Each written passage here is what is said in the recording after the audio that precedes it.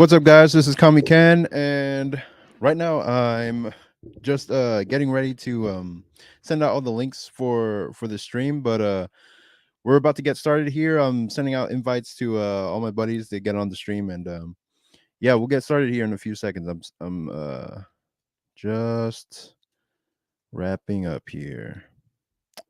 Appreciate your patience, and here we go.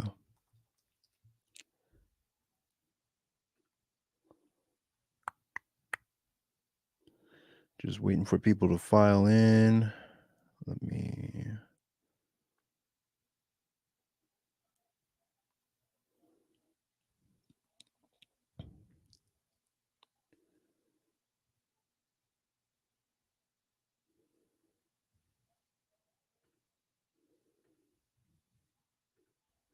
There we go.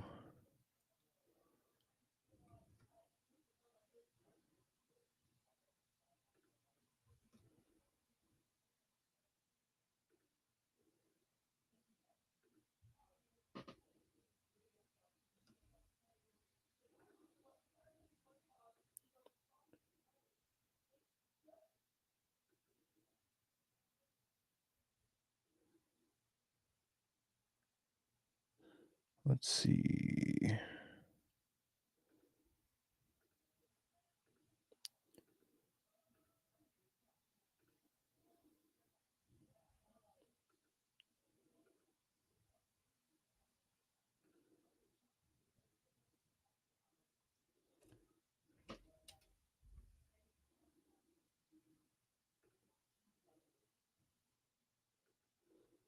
All right, let's go to Facebook. This is the thing about all this like internet stuff. You have to send out the proper links to everything. Make sure it's all squared away before anything can get started. If people don't have the right link, it's like having a room with no windows or doors. People can't get in. So the link needs to be sent out. That's the only real way to see it, unless you come across it just randomly on the website.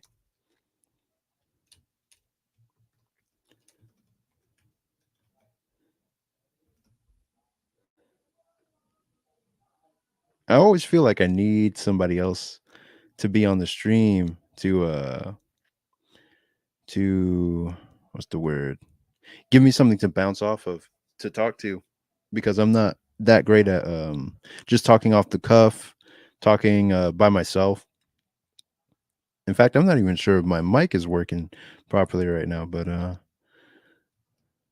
I'll be checking that in a minute. Let's see. I'm pretty sure it's plugged in, but just to make sure. Posting out the link on Facebook, and then I need to do it on Instagram, and that's crazy. Let's see. I'm pretty sure people are tired of hearing about like Air Rider and whatever's going on with what I'm doing. It's just too much. All right, here we go. Let's see. And then I'll post it on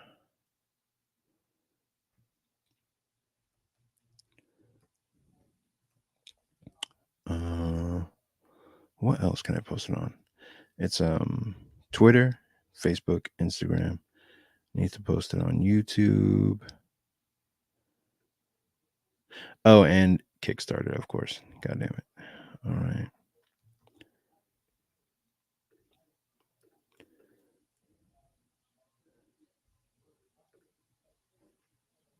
In fact, let's see. Hold on. Post. Oh, cool. Brandon's here. No. Hey, Ken. Hey, Brandon, what's up, man? What's going on, buddy? Not much, man. I'm just sending out the links to Cool. to get it started. Yeah, congrats. My God, it's amazing. Oh, I appreciate it, man. I appreciate it. And thanks for coming on, man. Yeah, not a problem. We're not on yet, right? No, it's live now. Oh, we are live. Okay. Yeah, yeah, I didn't even know. yeah. I've been on for a few minutes, so it's just getting started. Oh, cool. Yeah, you really knocked it out of the park with that one. This is your first one, right? Yeah, it's my first one. Um, Fantastic. But you got like two volumes, don't you? Or three books, right?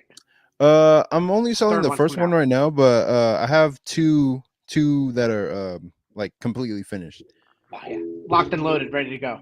Yeah, yeah. So that Nice. that that really helps the situation. And I took this program called Comics Launch to figure out the step by step of how to set up your presence, your online presence, and your platform, and get that all set up for a Kickstarter and all that.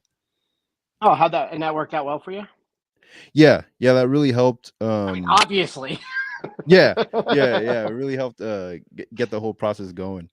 Oh, good. Let me invite my friend to the stage. He's here now too. The leadest, the fetus, Jesus Christ. What's up, Zach, man? What's up, motherfucker? How you doing?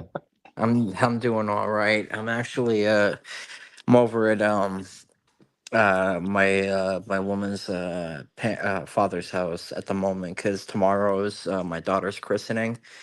Oh, dope. Oh, Yeah, so I'm congratulations. over in Jersey right now at the moment.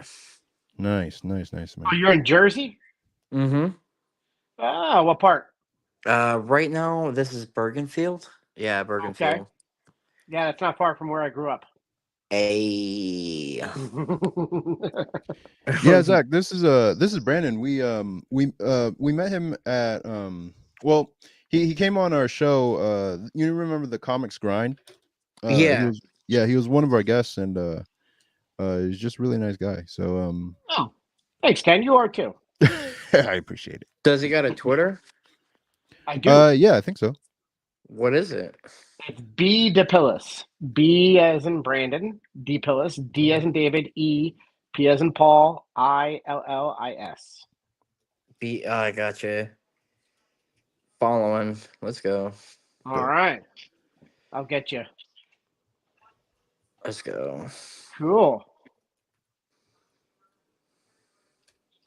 All right. I'm just sending out the links to every platform I'm on, like Kickstarter. I've already done it on Facebook, Instagram. Well, not Instagram yet. YouTube and Twitter. That's fantastic. Okay, and Shipyard does all this? No, no. I'm just copy and pasting the link from Oh, okay. I get it. from YouTube. Yeah. Um, Still grinding that out then, huh? yeah, that's the thing. Like, with this entire process, it's just a bunch of copywriting. Like, you have to just write a whole bunch of just posts and texts and emails and all that stuff just to People are surprised how much work a Kickstarter is. Like I yeah, was Dude. surprised at how much work it is. Like the build up, a whole month before it, you're just posting every day, and you're trying to think of new posts, and you're writing out those posts, and then you got five different platforms to post them on, plus the yes, videos and little, you am I gonna what kind of video am I gonna do? Is it gonna be on TikTok? Am I putting on Instagram?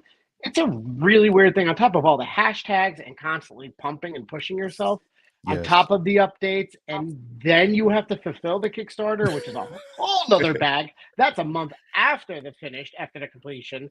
yep. Unless you're like me, it's like 3 months after the completion, or 4 or 6 or whatever. So Oh damn.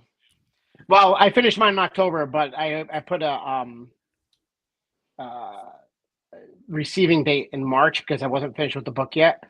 So but I still haven't gotten my proof back. But I just found out my proof is coming on Tuesday, so I have to put an update. I already updated my backers that it was going to be in April that they're going to Nice. get it. So that's what we're looking at right now. But yeah, man, it's like it's a lot of work doing a Kickstarter. Not Oh easy. yeah.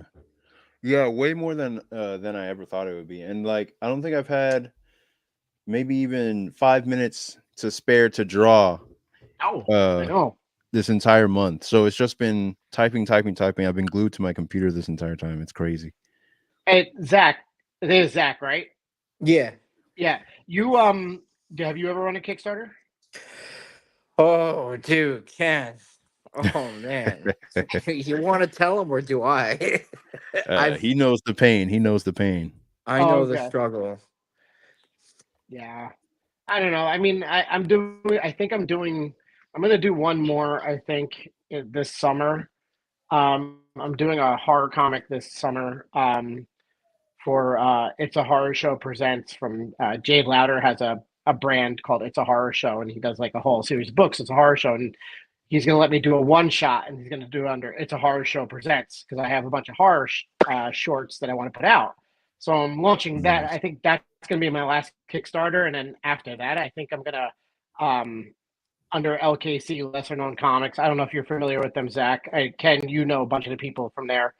Yeah. Um, Under lesser known comics, we're going to start putting out direct sales via the lesser known comics website. So there'll be pre-sales instead of going to Kickstarter. We're going to do pre-sales directly on lesser known comics, and it seems like a Nice. good fit. So a lot of us are going to be starting or launching our last Kickstarters before we switch over to pre-sales on LKC website. You said it So was a it should be horror fun. comics one shot. Is what you're making. Yeah, I have my own brand that I do. It's called Cannonball, my own comic. I did it as web comics, but I have a bunch of, and I launched. I started a series called Under Cannonball with the title of Auto Eyes, so it falls in my whole Cannonball Mm. milieu. But Wait a minute. Autolite is you Auto Eyes, not Auto or Life, Autolite? Auto Lies. I've seen that. I've seen that. Like advertised. Okay, so now I got. All right, now I can connect the dots a little bit. I've seen that before. Um, damn. Okay. Okay. I hope maybe we're speaking about the right thing. Hopefully, Yeah, maybe. yeah, no, like it was the cover where it's like a pink background. It looks like this frog-looking Yes. Mm. character chasing. Yeah, Yep. yeah, yeah. No, okay. That's Yeah, mine. definitely. Yeah. Yeah, no, I've been. okay. Yeah, that's pretty sick. Yeah, the digital's out now, and the physicals are going out soon. So um, it was a lot of fun to do. I've been getting reviews back now. I got some reviews in. I got two so far. I've been pumping out. Last weekend, I sent out to 6 places for reviews. That's a whole nother process you have to do after sending out your Kickstarters is sending out for reviews because Yep. all for one book. It's crazy, but Man. it's fun when you start getting the reviews back and you're just like you take it all, the good and the bad with the reviews, and it's just Right. exciting to hear some opinions from people, like Nice. people who read comics every day and are writing these long pages on them. I don't know if you guys have gone through the review process yet. No, not yet. I actually wanted to ask you about the, what do you call it? The let me see. Hold on, let me get back to the stream page. The You said you got your website available for, what do you call it? Pre-orders, you said?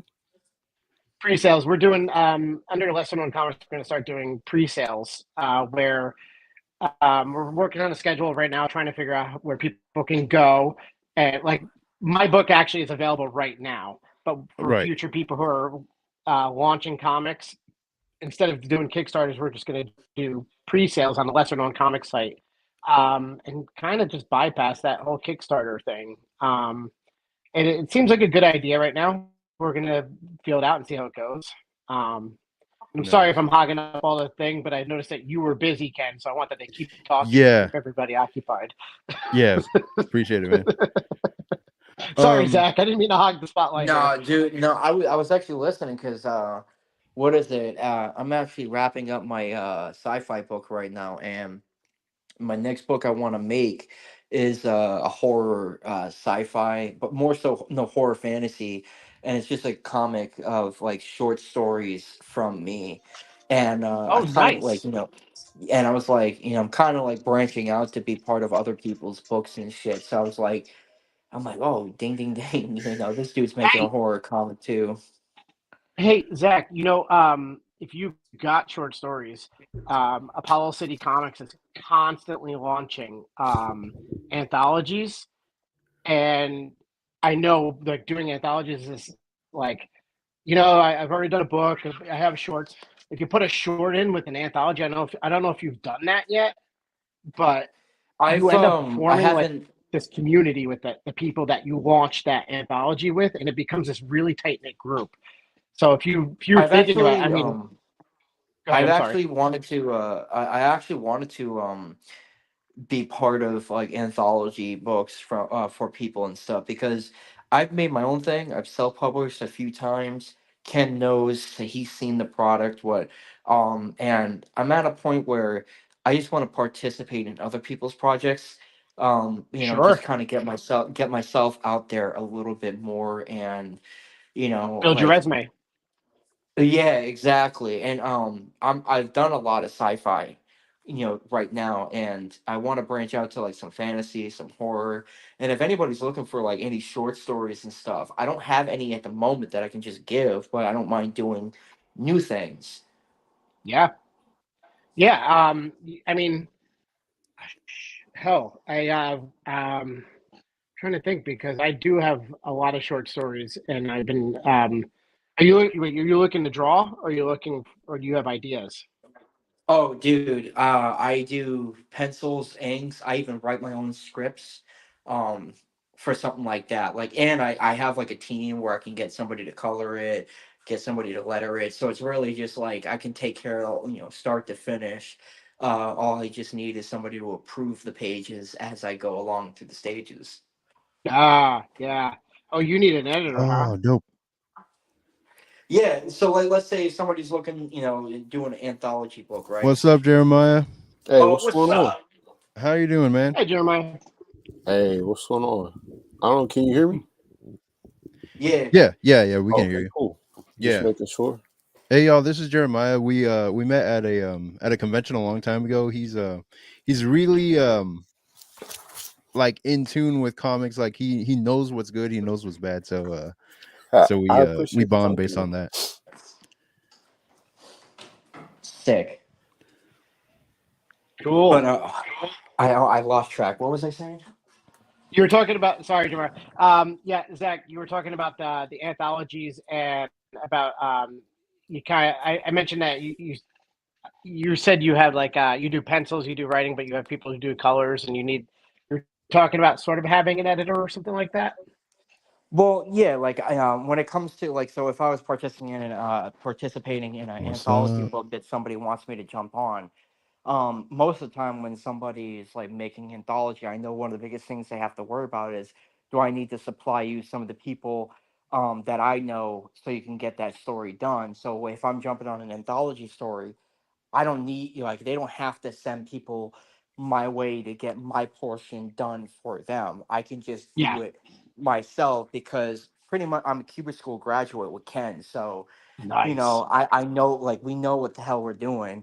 And we just, like, all we need is feedback, see if you like the story, if you don't, and improve it to the next stage and stuff. So that's pretty much it.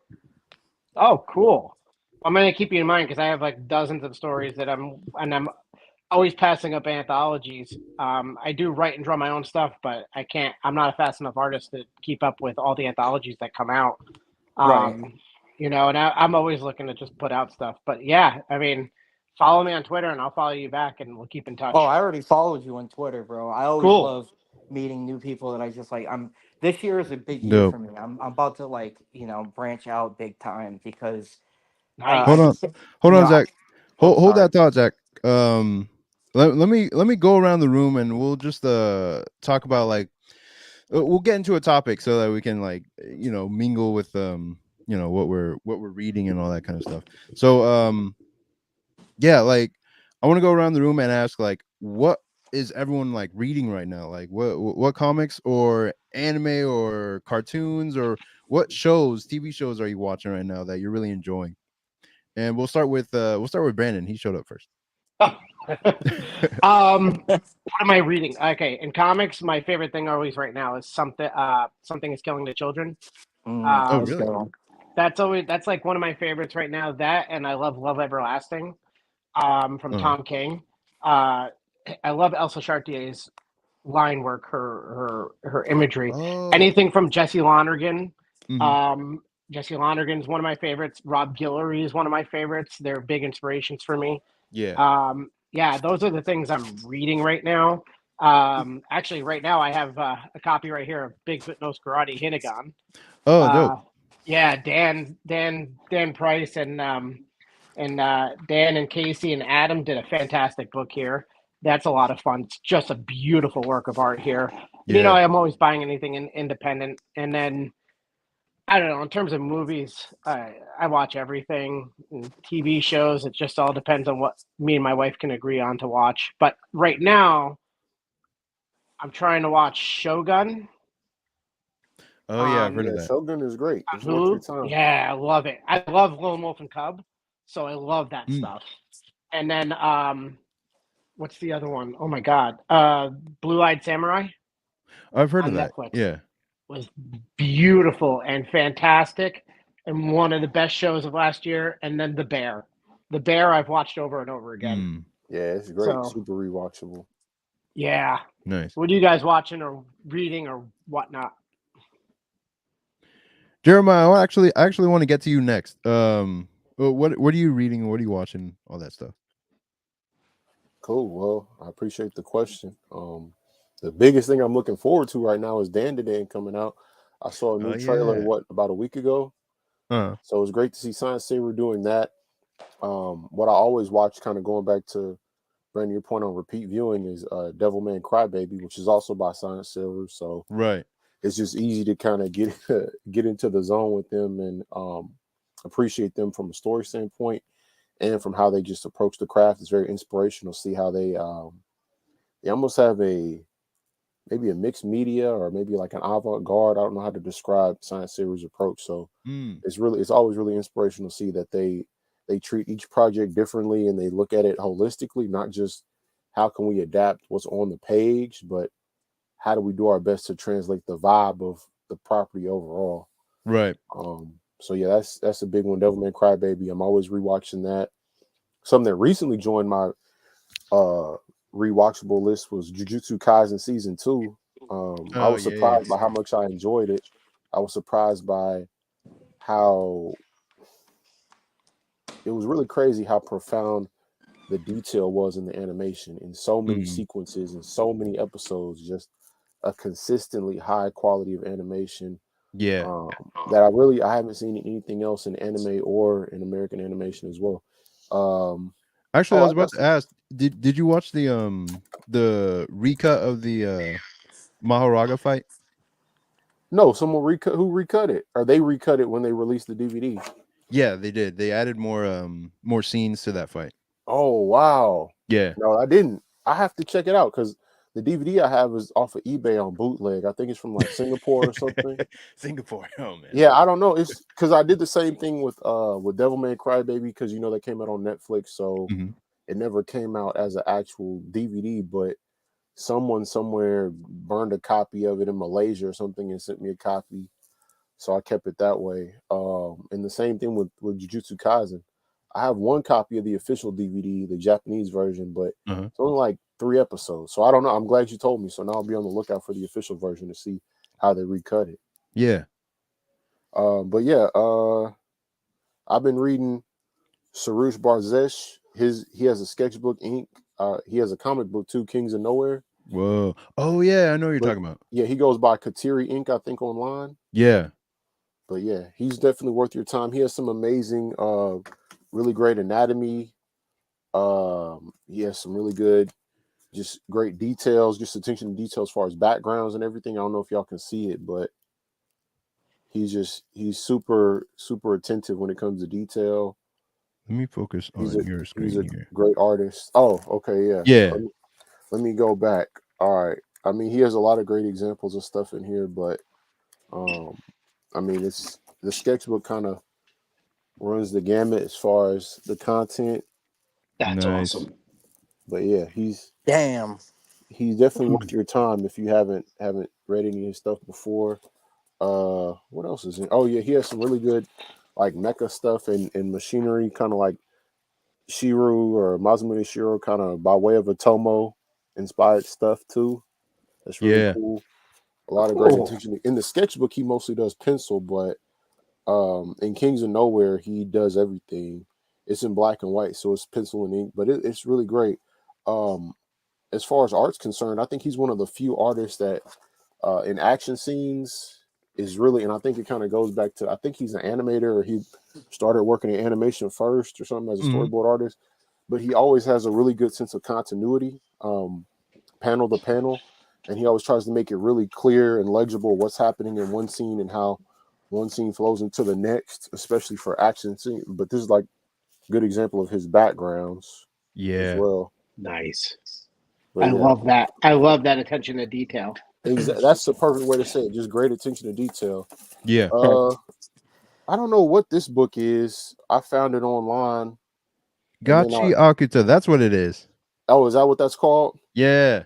I have It's no. that it's that trash manga. It's not Yeah, not exactly. trash. It's trash. Yeah, they're in the trash world, or they got knocked off the island. Now they like live in the trash underneath the island. Yeah. Yeah. This is really good too. Not in terms of its garbage. I mean it's Yeah, it's literally about trash. They live in a trash world.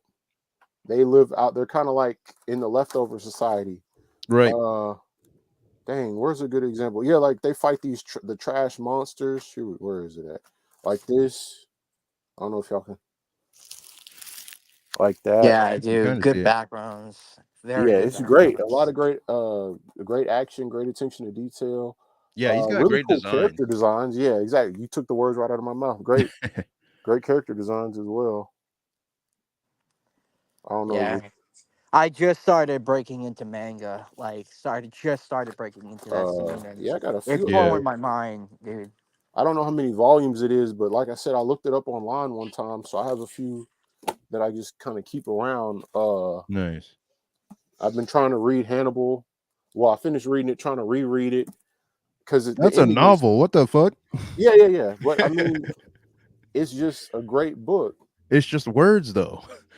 I mean, but Thomas Harris is such an It's a evocative great book. writer. Yeah. It's a Yeah, great book. but it's so weird. I don't know. I keep rereading because I need it to make sense because the ending is so left field and has nothing to Mhm. do with anything that he's done to establish his characters, and it feels super rushed and really abrupt. And I don't know if it was maybe an editor that gave him pushback and said we need the ending to be different or more finite or definite or whatever. I don't know. So I'm trying to understand and decode it because he's such a great writer that the Right. ending of the book is so I don't know, just not of a piece with the rest of his background as a writer. Right. If you're not Hold on. familiar, that's from Silence of the Lambs. Exactly. Yeah. Yeah. Exactly. I The read writer Silence. that I, I wrote read Red Silence of Dragon the and Silence of Lambs. the Lambs. I'm sorry. Oh yeah. Yeah. Yeah, I read Silence of the Lambs. I was just like, man, I don't get it. Like I didn't get what was so like everyone was praising it because it was so amazing and whatnot, but I read it Mhm. and I was like, I felt like I had more fun with Harry Potter. But that I was in high school at the time that I read Silence of the Lambs. So maybe if I read it now, I would get more out of it. You don't have to like everything. You don't. Not everybody has to like everything. Very, You know. very true. Right. Everybody's tastes are different. Yep. Let me say what's up to everybody. Let's see. What's up, Brad? What's up, Red? Shut up, bitch. And what's up, Musab MK? And what's up, Koba? All right, so all right, Zach, let's get to you. What have you been reading and like what do you So I don't know, been watching? I've been reading Died Arc. Really good book. Oh, okay, let me see. Really good. I broke into Full Metal Alchemist, Okay. Now and that's an amazing, super phenomenal artist. oh, Hmm. absolutely, Full Metal Alchemist, Brotherhood. I mean, I'm watching the stuff too. So, so I mean, the artwork is just like insane. Berserk, I just got into. Right. I've also been breaking into. I mean, for comic books in general, I've been reading Writhe in Pain from Chris Graves, um, Scud the Disposable Assassin, James Stokoe's Godzilla run, and just branching out more independently in comics, reading Hmm. more of that because just the storytelling is kind of like these artists are just doing their thing. The chains are just not there when they feel like they're limited or anything like that. So Uh, I'm just like, just again, studying storytelling, um, just trying to, see what other stories, new stories, because the superhero, you know, genre of comic books is just so tiresome to me. Like, we're all sick and tired of the stuff they're doing with the characters, and it's because of the longevity with these characters. It seems like these characters, they've been around for 60, 70 years, but they seem like they're still stuck in the same age of like being in their 20s or 30s. And the Mm, reboots and all that other stuff, it just gets tiresome. So the independent stuff, you could tell that when the story's over, the story's over. right. They'll move on to the next project. Now for TV shows, I'll be watching. I just finished watching Arcane. I'm Mm, breaking into Scavenger's Reign. I'm also watching. I just finished up Cyberpunk Edge Runners. dope. Good shows, really good shows. Love the storytelling. The animation is just beautiful. And I've just been, doing these talk and draws with some YouTubers, try to do these characters because you know they're really good. Like these shows, and you can Hmm. really latch on to these characters, even the ones you hate. They're just written so well, and sometimes you Yeah. just gotta watch these shows again because the story's great, but the animation stuff is so top notch that you just want to stop it frame for frame and just look at the background. It's like a Studio Ghibli film. Yeah. Yeah. Really solid stuff, man. I Um. forgot to mention Tank Share too. Definitely check out Tank Share if you have not Yep. read Tank Share. Tank Share is great. The wheelchair guy that Yeah. right. I And to haven't. I your haven't. point about superhero comics feeling limited, I don't know if we could make a Tank Share here in America at a DC or a Marvel. I think there's just a greater Mm, sense of being able to take risks in manga that have rewarded the artists with a lot more notoriety because they're willing to cut against the grain, um, Yeah. within their, I guess, within their field or within their peer group in Japan, and they cut so heavily against what we offer here in America too. So it's kind of a double whammy. They innovate within Japanese comics, and then just because they're doing that, they're automatically just radically different from what we're used to here. yeah. What I realized too with a lot of the manga, that's there's a manga for everyone. Mm, There's manga for like people who like cooking, manga for killers, and anybody who's interested How many in. killers do you know? No, no, I mean, sorry, I said, I mean, like people who are into like murder mysteries, thrillers, right. sci-fi. Dude, it's insane. It's insane. Like even the most mundane type of topics, and even I mean, even like the obvious, like the porn. Like there's just Yeah. manga for everybody, and in America, when you look at comic books, like it is dominantly superheroes for the longest Mm, time. And it wasn't until I'd say to some extent, like 80s, is when independent comic books started to, become a new thing into the corporate world of comic books. Because you had TMNT, you had First Comics, that company with Badger, and you had some of the other ones with Zen Intergalactic Ninja and such. So mm, we're late in the game with that.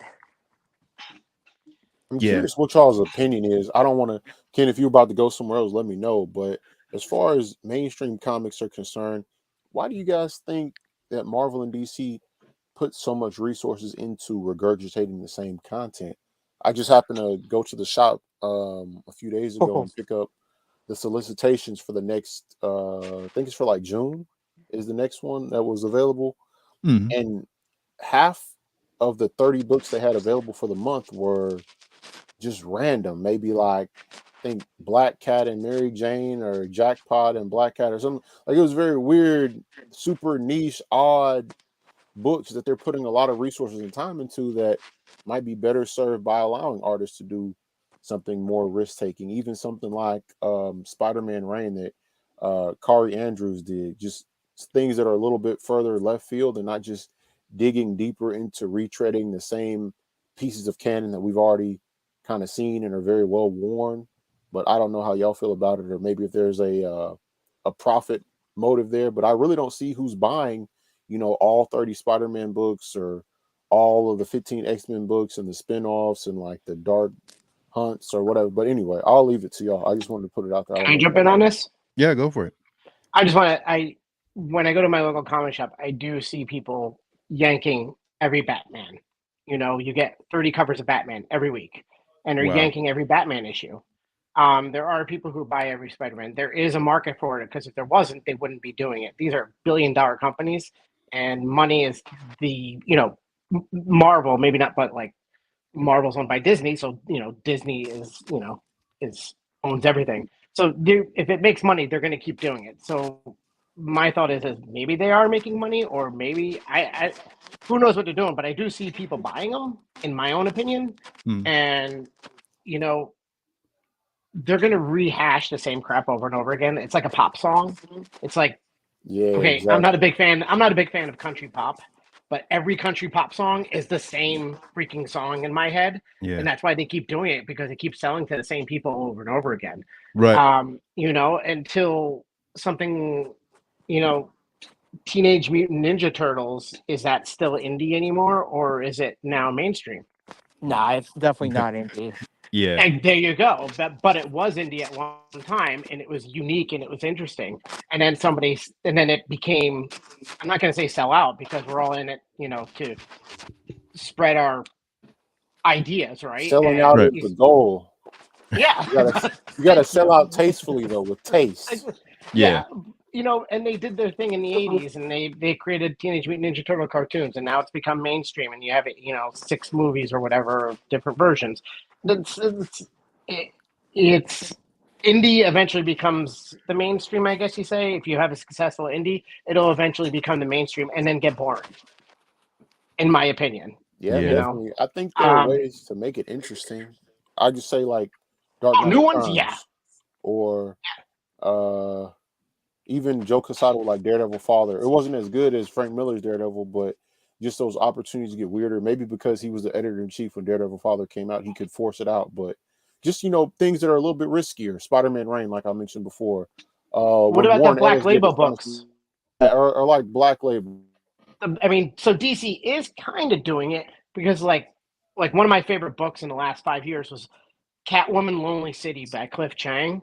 It was a Black Oh Label yeah. book, and I loved that book. And it did something a little bit different with the genre, or not the genre, but I guess, but with like that story. And I'm The very tired form of with the Batman, storytelling. and that's what I like. I love the Black Label books. I love what they're doing. That I wish they would do all of it like that, but they're just kind of throwing everything at the wall. You know what I mean? It's um I'll there's a I'll few. answer after you, Zach.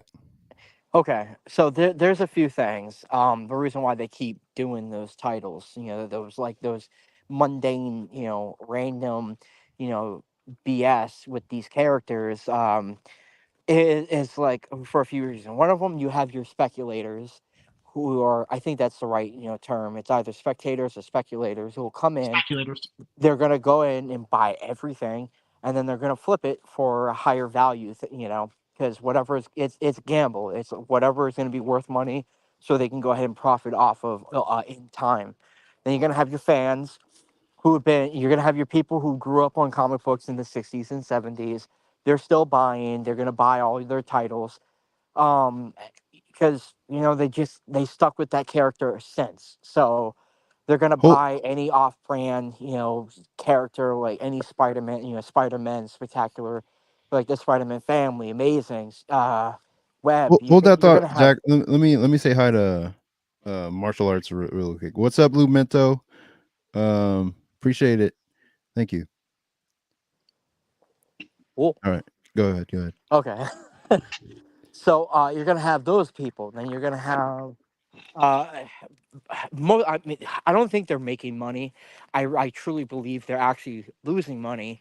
But what keeps them afloat is because they're in the movie business now. All these characters are just cash grabs for the Hollywood. So every time a movie comes out, they're gonna come out, with those characters and op brands, and they're gonna cha- change it up and cash in on that, and there's gonna attract some more people. But comic books, for the most part in mainstream, for when it comes to Marvel and DC, I truly believe they're losing money because they keep implementing these stupid things that keeps irritating us as the fans. Me being as a fan, for one of it is where they do um, these LGBTQ decisions on Oh characters yeah. that were never like that.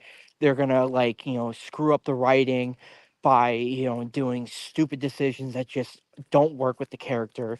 Um, it's You're gonna have your team that's been working on the comics. Like you're gonna have your like for example, you're gonna have like Sean Murphy, top tier Batman artist, right? Yeah, those people are just natural comic book creators, and then you're gonna have the corporate guys above them where they're gonna look at things where you're like, you know what?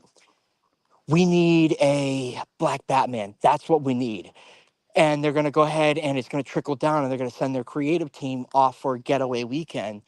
And they got to figure out whatever they need to do to come up with that, version of Batman.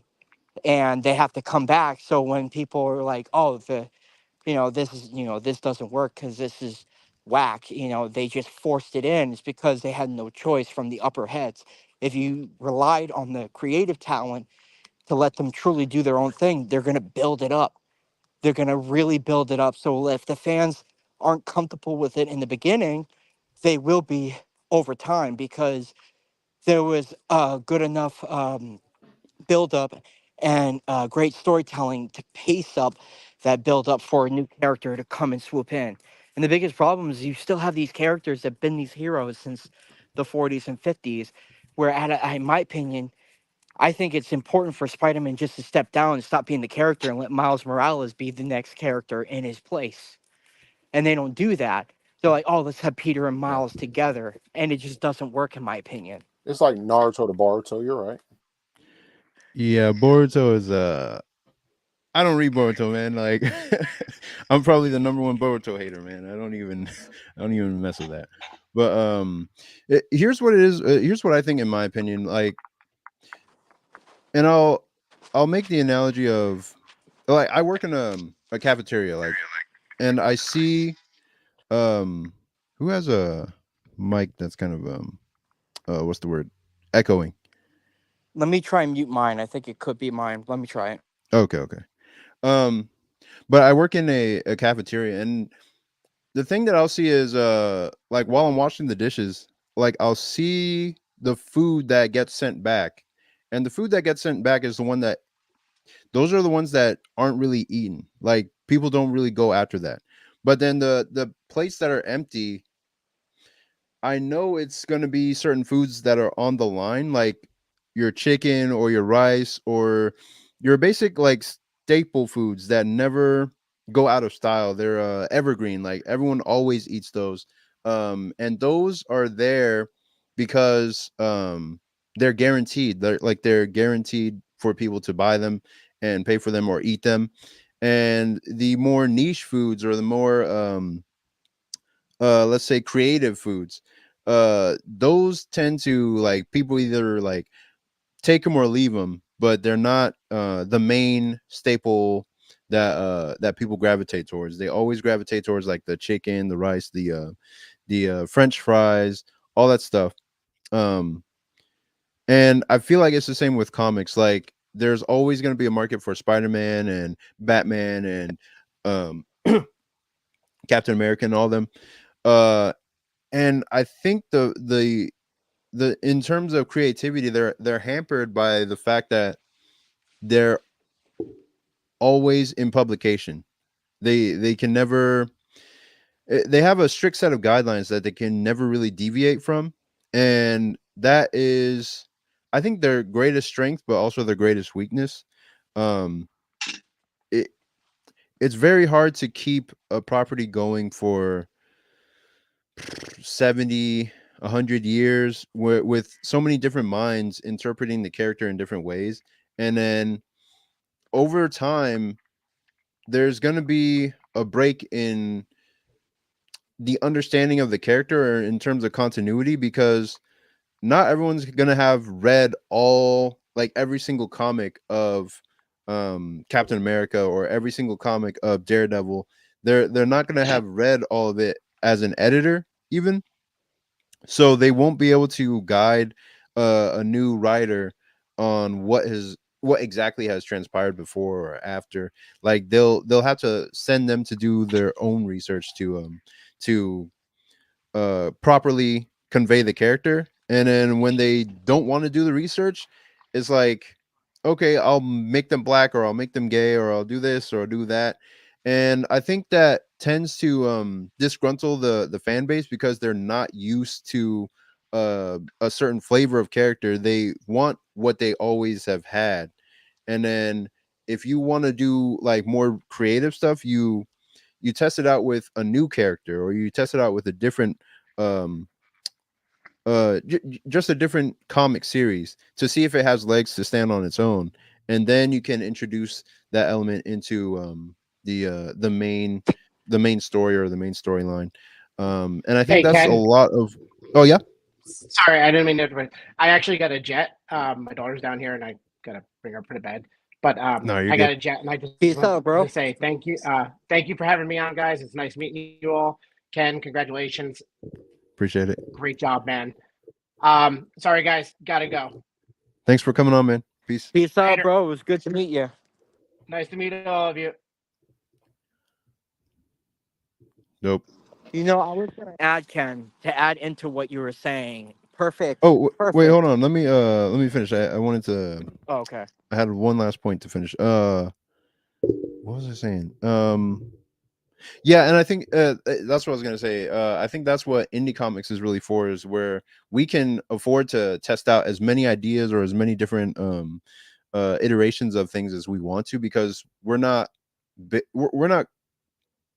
going based off of the Marvel 616 universe. We're not going based off of the DC universe. We're making our own thing, and it's really on us to make it a viable property by making it a solid story, making it have like solid art, and just a solid experience that people can get into. But go ahead, Zach. What were we gonna say? Perfect example of what I was gonna add into what you were saying is, for example, Miles Morales. Like we as fans, right? When we read these books, we have no problem. Like we're not haters in the way we're like, oh, we have a huge issue with a spider character coming into the scene, a new character being black, like or anything like that. That's not the Uh, issue. The issue is how they implement it.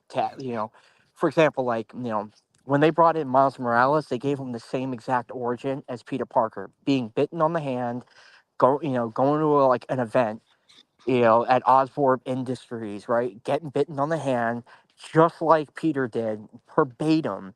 And then he gets his powers and all that whole thing when he was first created in like 2011, 2012, something like that.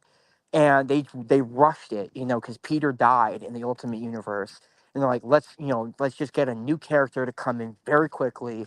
And there was no creativity in the beginning. They just rushed it because, like, oh, let's get this new character. And for somebody like me who was reading at the time, being in my young teens, that uh, just didn't sit well with me. I was like, like what the hell? They're just, I feel like they just wasted away a character that they've been building for years just to rush in a um, diverse character, and they don't give it a new like twist, a new spin. It was only until years later with Miles is when they started to backtrack and implement the changes in his origin and all that other stuff. So, right.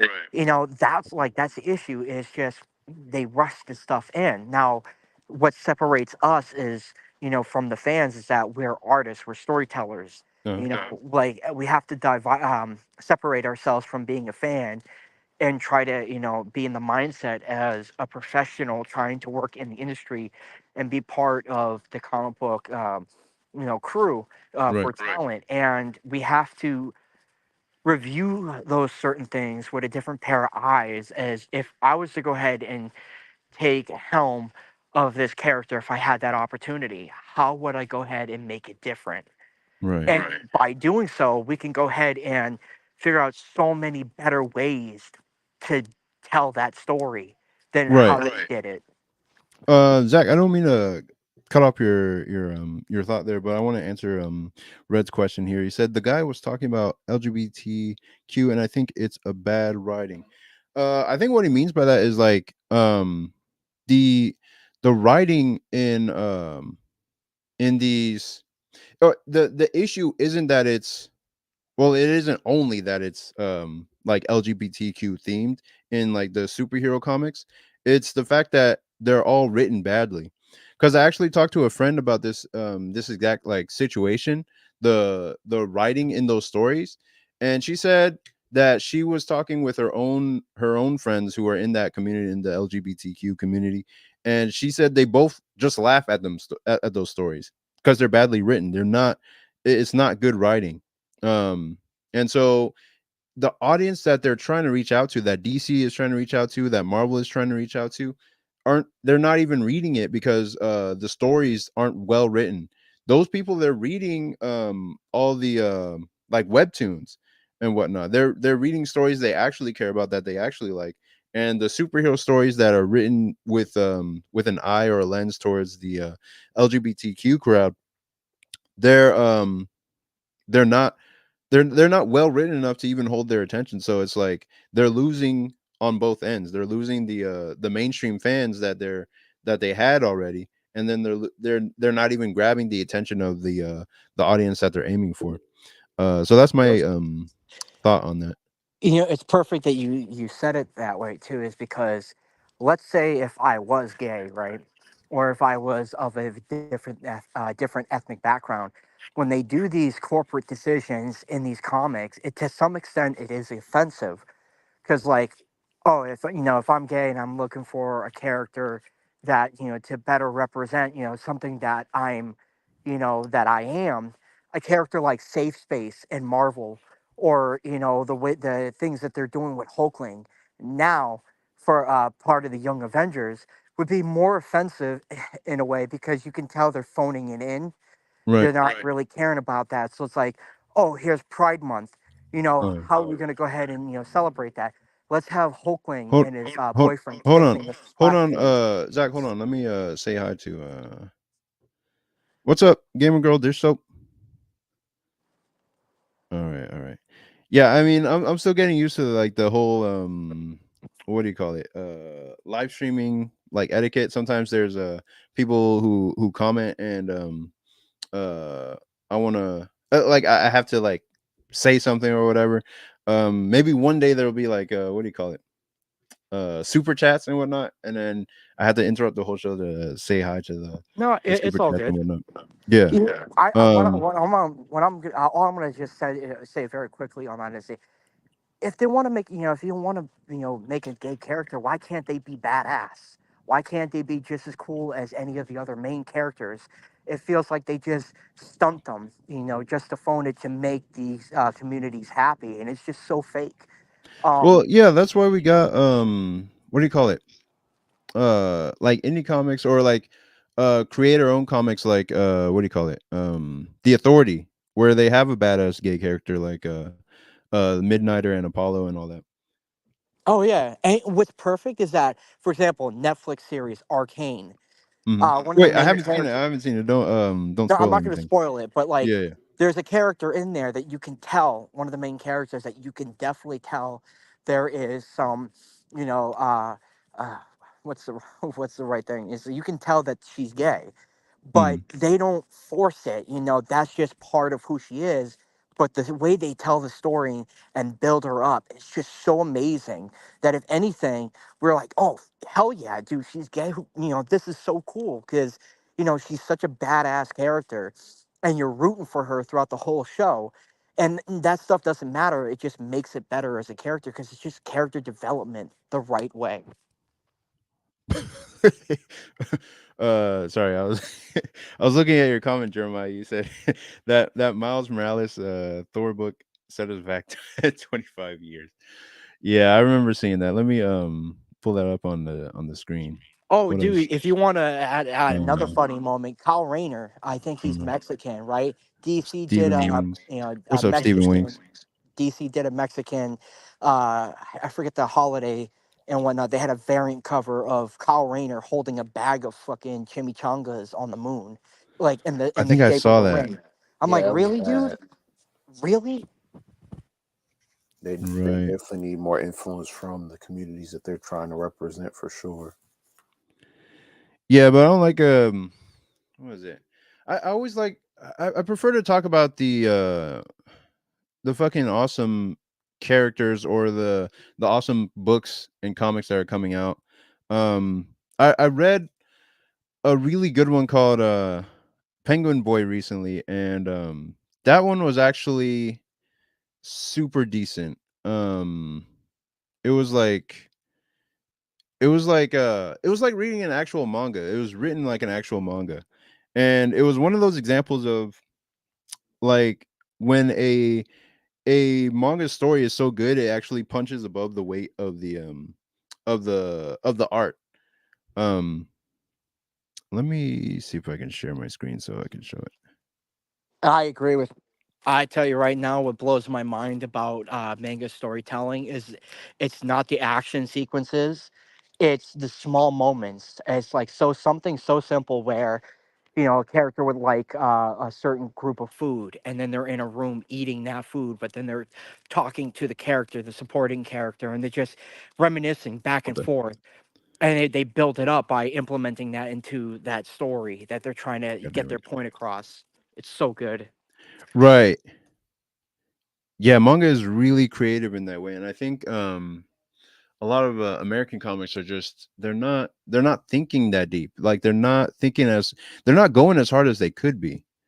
Um, how do we even get to the website again? Let me just type Yeah, I in. think kind of to Brandon's point earlier about being corporate and being $1 billion business, I think there should be greater efforts to create those evergreen books and create those books like All Star Superman, All Star Batman and Robin, Dark Knight Returns, Doctor Doom and Doctor Strange, Triumph and Torment, things that are using all your money and resources to tell the best story possible. Like you said, King, just go as hard as possible. I don't think they do that. I think it's as cheap as they can make it. Yeah, yeah, I think they're really trying to save money on the let's say on the creation side, and then hoping it just becomes something like later on. But yeah, this one like actually like really caught my attention uh like earlier this week when I read it, and I was just like, man, like the art is rough. I mean, it is a little rough, but the story is so good. Like it takes you all the way through the comic. Like it takes you all the way through the story. What was I about to say? Like there's some comics that are so well, like they're well drawn, but like I can only read like maybe 4 or 5 pages before I'm like, okay, this is it's not grabbing me, or this is not for me or whatever. But this was Hey, like this is drawn just as good as Chainsaw Man, so don't even worry about it. I would say it's like it reminded me of what do you call it? Hunter X Hunter. Um and that's what I really liked about it. But yeah, let me actually do some promotion for my own book because I have not even said anything about about that at all. But let me check on the what do you call it? The campaign here and see how it's going. Let's see. Share screen. Entire screen window. I gotta say with one of the things that I really like that you did All right. with your run of Air Rider so far, Uh, it's the fact that, and it's a ballsy move on your end, is the fact that this character is the son of a high school shooter, right. and you talk about there's some panels where it's brought up where you shine light on that, but then you keep moving story and focusing on this main character, and I feel like the way you did that storytelling, you're building up to a certain point where it's going to be more relevant, as the issues move forward. Yeah. Yeah, it'll definitely build up to the darkness of the subject matter cuz right now it's just like it's not it's pretty lighthearted now. It's not fully embracing the darkness of the premise yet. So it's just kind of starting off pretty light. Um but yeah, this is the campaign. Let me quickly go over the pledge levels and all that stuff. So okay, we got the good student. That's the digital pledge tier. That's for $7.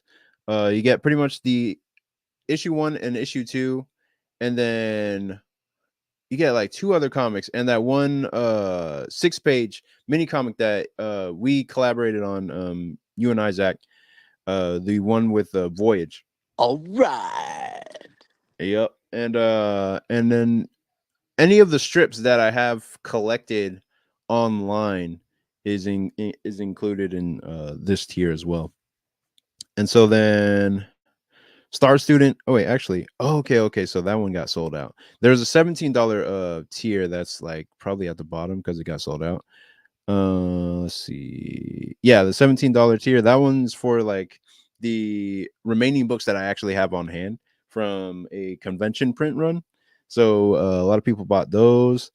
Let's see. And I want more people to buy the Donald Delay tier because that cover actually came out really good. So I want people to check that one out. Yeah, that one's $24 with the sticker and the digital PDF and all that. And then I had somebody on a Facebook group. His name is Alan Forms. He did a 3D type cover for Air Rider, where he went into Blender and did his own, like, you know, modeled him and formed him and then made an explosive like kind of cover on that. So I was just like, wow. We collaborated on it. I added kind of like the some more lighting in the background and whatnot, and the rim light on Air Rider, and that was and the title, of course, and that's what came out to be the final cover. Let's see, and then Star Student, that's the new book plus the digital PDF, and anyone who was an early bird, they get stickers there. Let's see. Oh yeah, head of the class. That's like the you get the book, the sticker, the a signed like a little sketch. Let me see, where is that? Yeah, you get a sketch with that, and then oh yeah, the ultimate tier. That one's done. Everyone bought the limit. It was limited to 5 because I didn't have that much stock on that. And then the commission tier, that's like 120. You get like an inked commission with your sticker and your new issue of the first book. So that one we got like, let's see how many. No, I got a 4 question for you, takers. Ken. What's up, man? So why is it that you chose to launch Air Rider now when I know that you've been working on this and you could have launched it like 3 or 2 years ago? Because I didn't want to launch and then have it be a dud. That's the main thing. I didn't know anything about Kickstarter, so I didn't want to be like, all right, I'm just gonna launch and see what happens. I wanted to get everything right and figure out how to properly set up a Kickstarter, properly set up my tiers, and get the right people involved and all that kind of stuff before I launched it, so that I wouldn't look like a loser. You know what I mean? I didn't want to fail. So Sick. so I just learned everything I possibly could about the Kickstarter process, and I joined this program called Comics Launch to figure out how to actually like set up a Kickstarter and get it working so that it would at least be guaranteed to what would you say, fund. It would at least be guaranteed to fund. So when I set it at 500, I was like, I could probably hit 500, but just in case it horribly fails, let's just set it low so that we can hit it. And we blew it out of the park, so that's great. And because it's already like it's past 4,000, I had a stretch goal. It's been unlocked. I'm gonna send out like mini prints for this drawing. So that's going out to all physical tier backers, and yeah, that's it, man. That's pretty much it. Oh, Nick's just appeared, so let me add him to the stage. What's up? What's up, guys? What's up, Nick? How you doing, man? Doing good, dude. What you guys up to? Oh shit, it's Papa Nick. It's Papa Nick. Nah, man, we were just talking about the Air Rider like Kickstarter page and all that. Nice, man. Yeah. Yeah, I saw you broke 4,000. That's big, dude. Yeah, appreciate it, man. Appreciate it. What's up, Dab Troll? We just did a, what do you call it? An interview we talked a few days ago. So Nice. yeah. So you pumped, you excited, did it blow your expectations out of the water? What were you realistically expecting when you started? When I started, No bull crap. I was about to say $1 million, but no bullcrap. I thought it wouldn't break. I thought it wouldn't go past 2,500.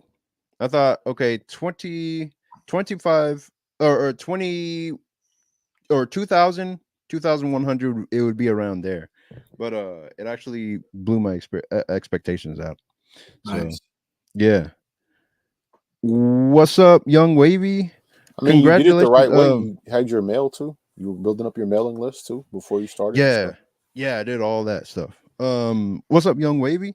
Also, congratulations on getting out your comic. What was it called? Let me pull it up actually. Because it's actually really dope. Let me see. Young Wavy. Oh yeah, Holy Ark. Holy Ark just came out. So congratulations on putting that out. It looks really dope. And actually I should talk to you more about that because it's really awesome. But yeah, Nick, how are you doing, man? I'm doing good, man. I was messaging old Frank Quietly earlier, so it's pretty cool. Oh yeah, you and him are buddies now, huh? Yeah, my good friend. So Yep. yeah, he did his Axel or John cover, which is cool.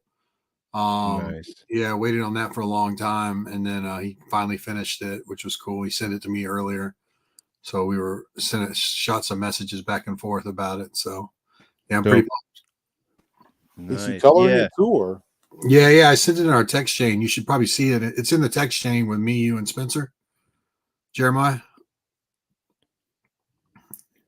Yeah. Do you like I it can't look share. I can't share it online for like 7 months, but I posted the hand on Twitter. So right? Yeah, I remember. I just saw that on Instagram actually. But where yeah, do you it find look. you get your most traction at? I feel like Instagram's so much bigger. I got more followers on Twitter. I've been on there longer, but Mhm. the engagement from Instagram, you get so many more likes on stuff. Do you have the same experience or no? No, on Instagram I'm not as active on there as I am on Twitter. On Twitter I'll be like it's like you get to mingle with everybody on Twitter. But on Instagram it's kind of like you have to be posting stories, and I don't get too many comments on there. And then it doesn't, like, if you go on Facebook, I'm on Facebook and I'm posting on there as well.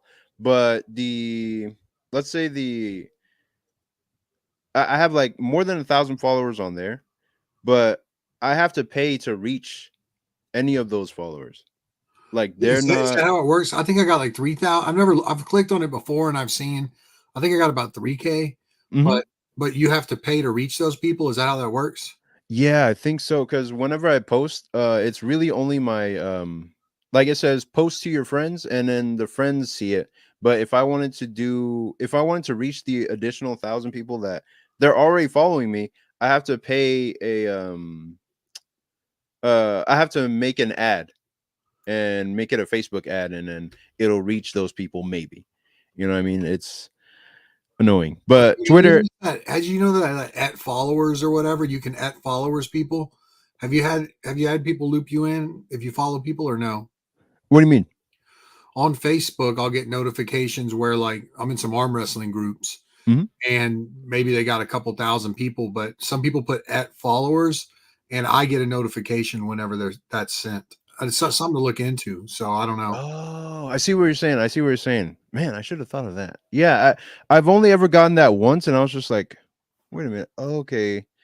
So, but it never, like, I never put two and two together. That might be a workaround because I don't think those arm wrestlers are paying money to reach out to people. You know what I mean? Right. Yeah. Yeah, I'll try that. I don't know, Ken. What has been your conversion rate, or how have you been able to kind of track the metrics of people that are coming in and going to my Kickstarter from Instagram versus Facebook versus your mailing list? Like, how have you been able to track it, or is there a way to track it? Have you seen more success in any one spot, kind of like what Nick was saying?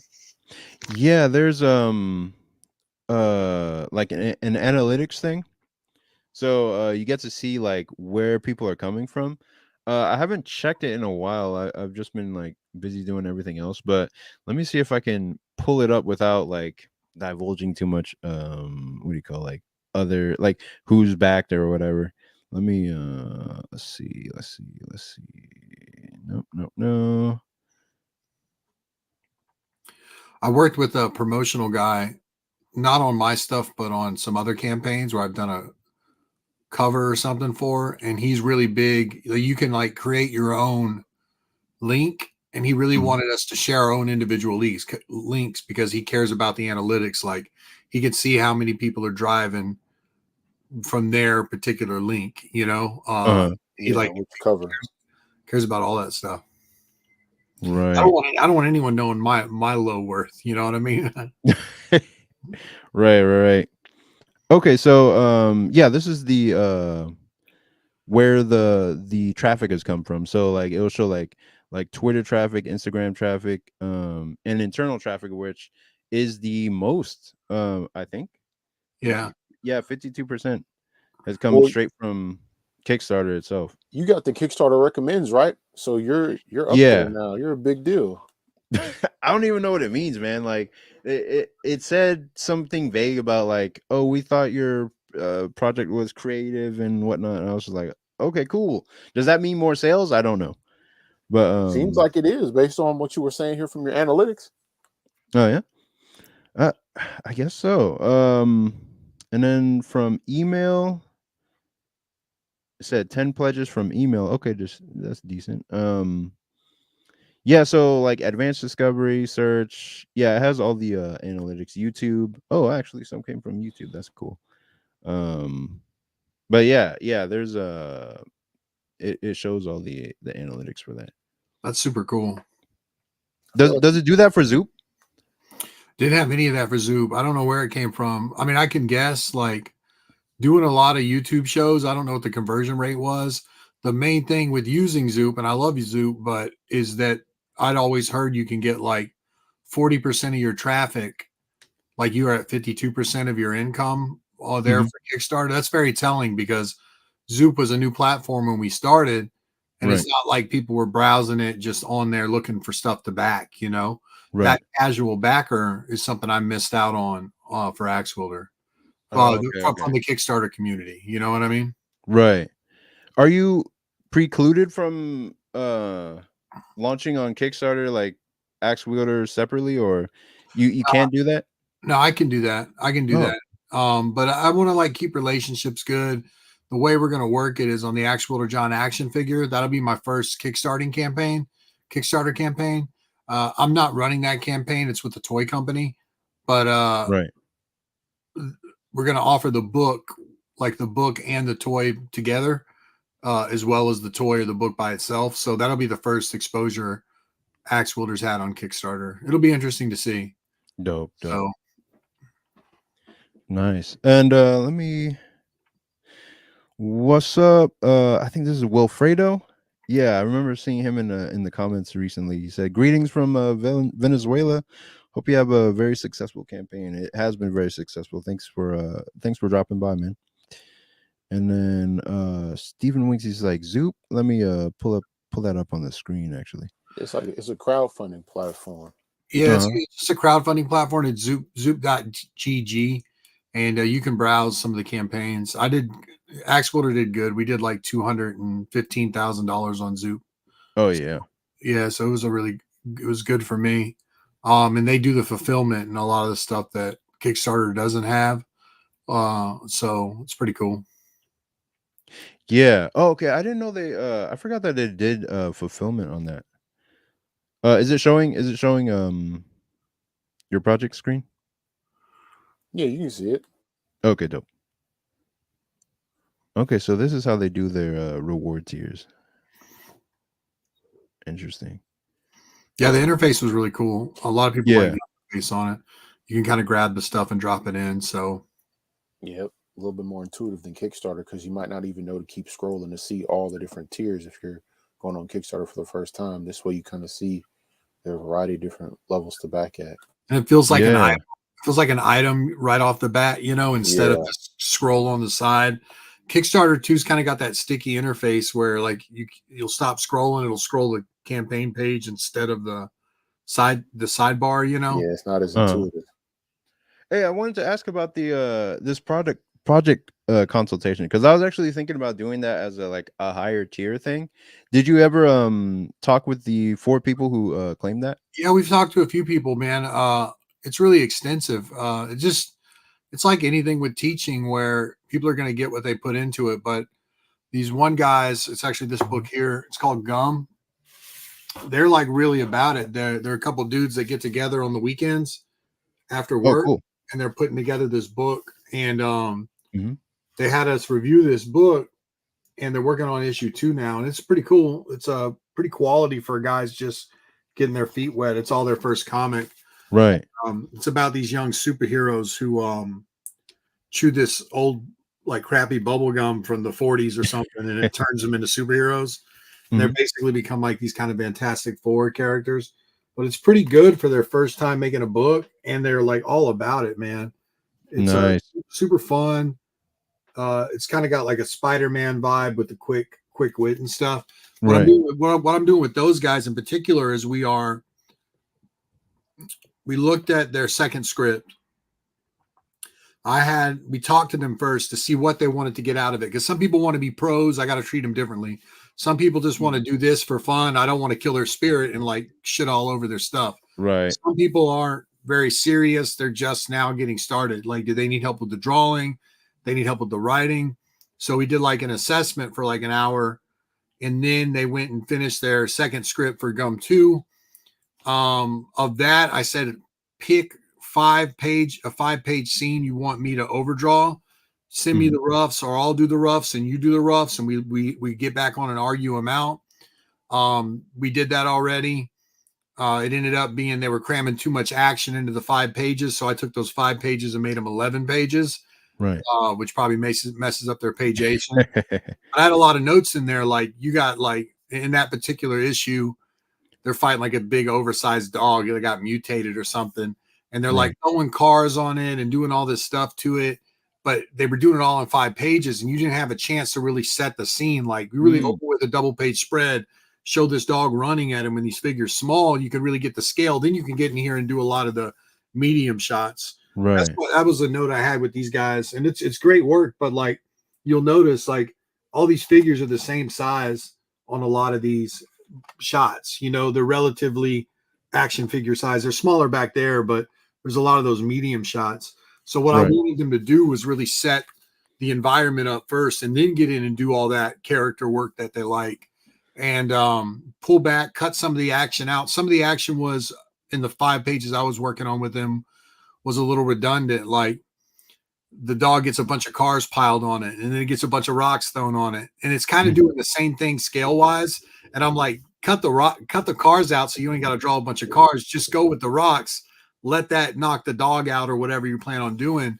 And then the dog was still, the character stop and talk, but the dog's still kind of awake. So it'd be cooler if the dog gets knocked out, and then as they're talking, you see this big head that's like turned sideways in the shot, and then just its eye opens up behind these little figures talking, right? And it would give you like this like sense of dread or something, right? So we worked on that, and I like and then I picked, once I laid it all out, I said, now pick 4 or 5 of these, and I'll overdraw. When you're done drawing your pencils, I'll go back and overdraw. So it's a really long process for all of them, and but they're willing to do that work, and they got a colorist on board too. I'm going to try to help the colorist and a writer. So this was a whole team that came to us that bought this one, but it was the same price, you know. But I'm down to help them. You know, I love helping people, so it's all good. I mean, I think they're all getting a bang for their buck. One of the guys, there's a lot, like we're having to schedule these, and we're doing the consultation first, then we're like getting their scripts and looking at it. So we're in the middle of still working through it slowly. And you know, everyone works at their different pace too. Like those guys are gonna have to go back and draw those pages that might show up in 2 months, and then Right. I gotta sit down with them again. But like I got my degree in teaching, and I like doing this stuff, so it's fun to me. Nice. Hey, what's up, Chris Mason? Like, appreciate you getting a copy of Air Rider, man. And thanks for dropping by. All right, let me. I Hey think a lot Jeremiah, of where you living at, man? Where you at? Oh, I'm all over the place. Are you working remote? Are you still in H-Town? Where you at? I'm in Fort Worth now. Okay. Hey, speaking of What's which, up, Marcus? I don't want to derail your whole stream here, Ken, but Yeah. golly, can we just pause and reflect on how good the Fan Expo Dallas lineup is this year? It's got Frank Miller. Let me see. Who else is coming this year?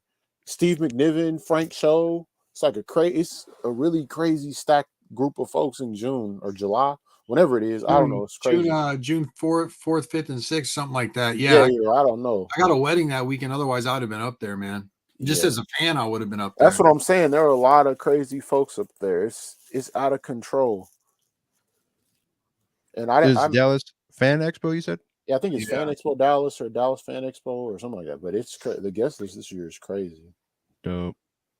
Let me see. Comic creators, but and usually they have some pretty decent folks, but they're usually from the Texas area, and then like Homeboy that always does the circuit. Did Reed Pop bought that show, right? I think that's. Oh, is that what it is? Okay. Yeah, that was a local grown show for like 5 years. Oh, or no, for like maybe 10 years. It built up by Mark Walters, one of the showrunners. And I think he sold it to Reed Pop. So it was already getting gigantic, and now it's going to get over the top with this one. Yeah, because I saw Sean Murphy was on there this time too. Like you said, it's noticeably bigger from last year, so that does make sense. Right. It's like you have to be there at this point. Like you have to go. Yes. Dude, Kevin McGuire, look at this. It's nuts, dude. It's pretty crazy. Kevin McGuire's faces are they're always crazy, man. Yeah, great character acting. Probably the greatest in American comics. He's fantastic. I don't know too many great facial actors in manga either, really, if I think about it. I guess Urasawa. I don't know. A lot of times in manga, they don't really do a lot of emoting facially.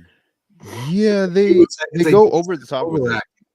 Yeah, it's maybe that's fair. Okay, not overacting then. Maybe that's but I mean, even like I'm trying to think of an example here.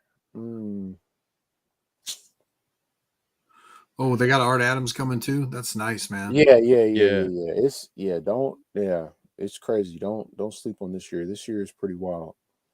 And then I think last year in San Antonio there was supposed to be a con and it got canceled or pushed back or something. So I think a lot of those people too ended up here. I kind of noticed it seemed like I know what it was. The people that were doing the San Antonio con, the Alamo City con, were supposed to do a Houston one too. And it was supposed to have Art Adams and like Pam Grier randomly and a few other folks, but I think they canceled their Houston show. And it seems like a lot of those same folks popped up on this guest list. I don't know. I've never done the Alamo. Like I moved to San Antonio like 3 years ago, or North San Antonio and Bulverde, and I haven't done any show here yet. So I don't know how the shows are here. So I don't know. Alamo was huge when I went, but it's been 10 years since I went, but it was big. It had Stan Lee there. There was one that was around here that I don't know if it was Alamo, so I don't want to talk out of turn, but something about they invited a bunch of people and didn't pay them their appearance fees one year, and that's probably what it was, because I haven't heard from Alamo in a while. It's been maybe 2 years, 2-3 years. Yeah, I remember about 2 years ago that happened. And I felt like the Sons of Anarchy cast were marching around all pissed off, looking for their money. Hey, what's up, Mauricio? He's asking you a question, Nick. Yeah, so Zoop is really interesting in that they will do a lot that Kickstarter doesn't do, and it's stuff I didn't want to do. And mainly their leg up is you're dealing with a smaller team. Like there's a handful of guys who run it. One's Eric Moss, one's Jordan Plosky, and you can get direct contact with those guys. It's not like Kickstarter. I'm sure you can get in touch with Kickstarter, but when you go to Zoop, you got like a hands-on team, and I really like that. And they deal with the printers. Let's say you got a printing question, or you don't know which printer to use. They're the ones shooting those emails back. You just text them or email them and say, "Hey, I'm looking at this kind of binding. We're looking at this. We want to promise this for the campaign. And they do all that middleman work for you. And that frees you up to do stuff. They also line up the fulfillment for you, so you ain't got to do the fulfillment. So they do a lot of cool stuff. But Kickstarter is so much bigger. If it's your first comic, like Ken was showing a while ago, he got 52% of the money that he's made so far on this just from casual Kickstarter backers that are on there actively looking for stuff. Zoop doesn't have that kind of standard fan base just like within the Zoop platform, you know. Kickstarter has millions of people who've backed. These guys have had thousands, you know, so it's a big difference. So like if you think your social media, and I thought I could drive fans to the platform, then you're good. But if you don't think you can drive fans to the, or friends, fans, family to the platform, then maybe Kickstarter might be better. Plus, you're going to learn a lot of the stuff that I didn't get to learn on Axwood or John. Maybe I could have figured out fulfillment. Maybe I could have figured out printing more. Maybe I could have figured out some of the ancillary items more, and that would have been bank knowledge for me. But I didn't. I really just want to work on the book and not deal with all that. So it's a balance, like what you think. I think the main advice I have is just make sure the book looks incredible. Even me, I didn't even do my main cover. Like I hired a painter that did a beautiful cover for me. Make sure the package is beautiful. Make sure the pages you're showing off are incredible, the best you can make them. And then, try to get as much of as it's done before it launches. So even if you have to lay it out, and let's say half of it is finished, you could still lay it out, get it lettered, and show a PDF off to get reviews and stuff like that. That's what I did. So that'll always be I can't say which way to go. Since you're new, Kickstarter might have more of those casual fans that can come across your project. But if you think you can drive your fans or you're more established, I think Zoop is a great option. So I really like the guys at Zoop, so I'm biased, but it's really your call as an individual creator. Nice. I Yeah. hate to really do this, but I gotta clock out at midnight. My daughter's christening is tomorrow, and I gotta wake up early for that. But dude, I thank you guys for having me on the show. And Yeah, man. honestly, yo, I love listening to you talk, Nick, man. You're just a handful of information, bro. I wish I could just stay longer, but I can't. Hey man, congratulations to you and your daughter, brother. Thank Yeah, you, it's all bro. good, man. Thank you, Appreciate you Ken, coming for on. having me jump on. Mhm. It was nice to meet you, Jeremiah. Hit me up on Twitter, like to follow me, and I'll follow you back. And yeah, dude, guys, you guys have a wonderful night. Keep kicking ass. All Appreciate it, right, man. brother. See you, man. Peace. Hey, same. Peace. Thank you. But yeah, kind of piggybacking off of that, Ken, what made you pick Kickstarter? Did you ever have any other Yeah, options you in the have mix? firsthand experience through me with Zoop. So what made you decide Kickstarter? What was your final? Yeah, actually, that ties into Stephen Wing's question. Like, when did you know it was the right time to put Air Rider on Kickstarter? It was really because it was the most I guess popular platform, and you can also get a lot of organic traffic from like Kickstarter itself. And then there was an entire course created just for Kickstarter stuff that I was like, okay, let me take this course and figure out exactly what I need to do step by step. I took this course called Comics Launch, and that's what helped me like figure out exactly what I need to do to set up an email list, get people involved, and generate interest for my comic book Kickstarter and all that. It was not just that, but it was a bunch of other things that helped me figure out like the social media key to getting people involved in my project and all that. That's Tyler. I forget his last name, right? Tyler James, yeah. Tyler James, and he does Comics Tribe is what it was company that he runs, right? Mm-hmm. Yep. So then, looking back at it, is there anything you will alter or try to change for either your next platform, the next launch that you do, or would you switch platforms? Or For the I next feel like launch, you did everything you could. I mean, you did the mailing list, you did a YouTube channel, you updated that regularly, and you followed up yeah. with people on social media. But I don't know if there was anything else you would adjust. Yeah, the for the next launch, man, like I did prepare as much as I possibly could before launching it this time. And for the next launch, I want to develop a bigger platform, like get more fans and whatnot to be involved in the comic. Because I did a lot with YouTube and got a lot of email subscribers from that, but I don't think I want to run another one anytime like soon. I want to structure the tiers better in the next one where I have more expensive options where I had one person say like, "Oh, I wish you had a more expensive tier so I could back you at that level and get more stuff." And I was like, "Okay, let me figure out how to do that next time because this time it was just like just a commission tier." And then That's a really yeah. big thing is to get that. If you want to get into the marketing or the analytics side, is to get your number. It's not the number of backers; it's how much each backer spends.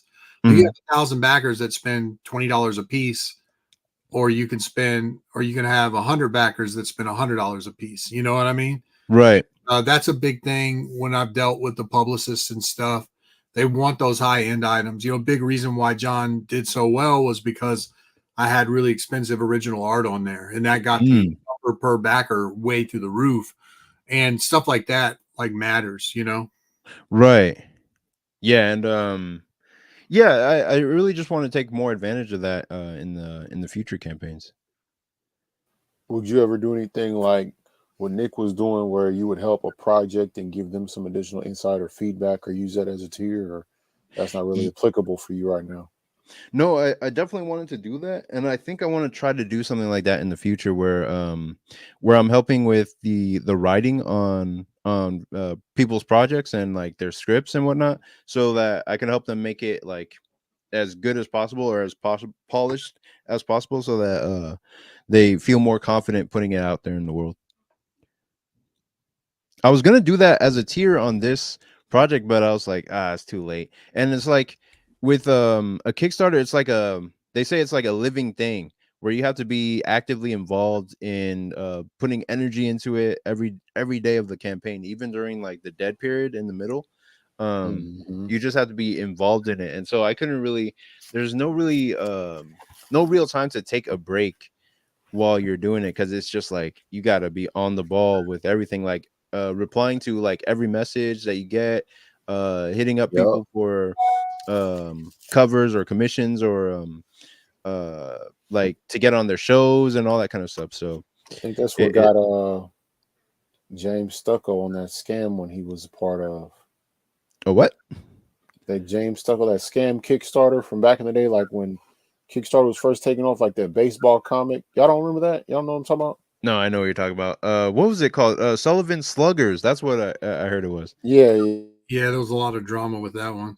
Yeah, there was a actually a case study in Comics Launch talking about how that the the project like overshot its well, it got a lot of money on the what do you call it, the front facing, like it got like 100 something thousand, but then the creator promised too much with the items in the project, so he couldn't deliver on it. It ended up costing more than 100,000 for him to deliver on the project.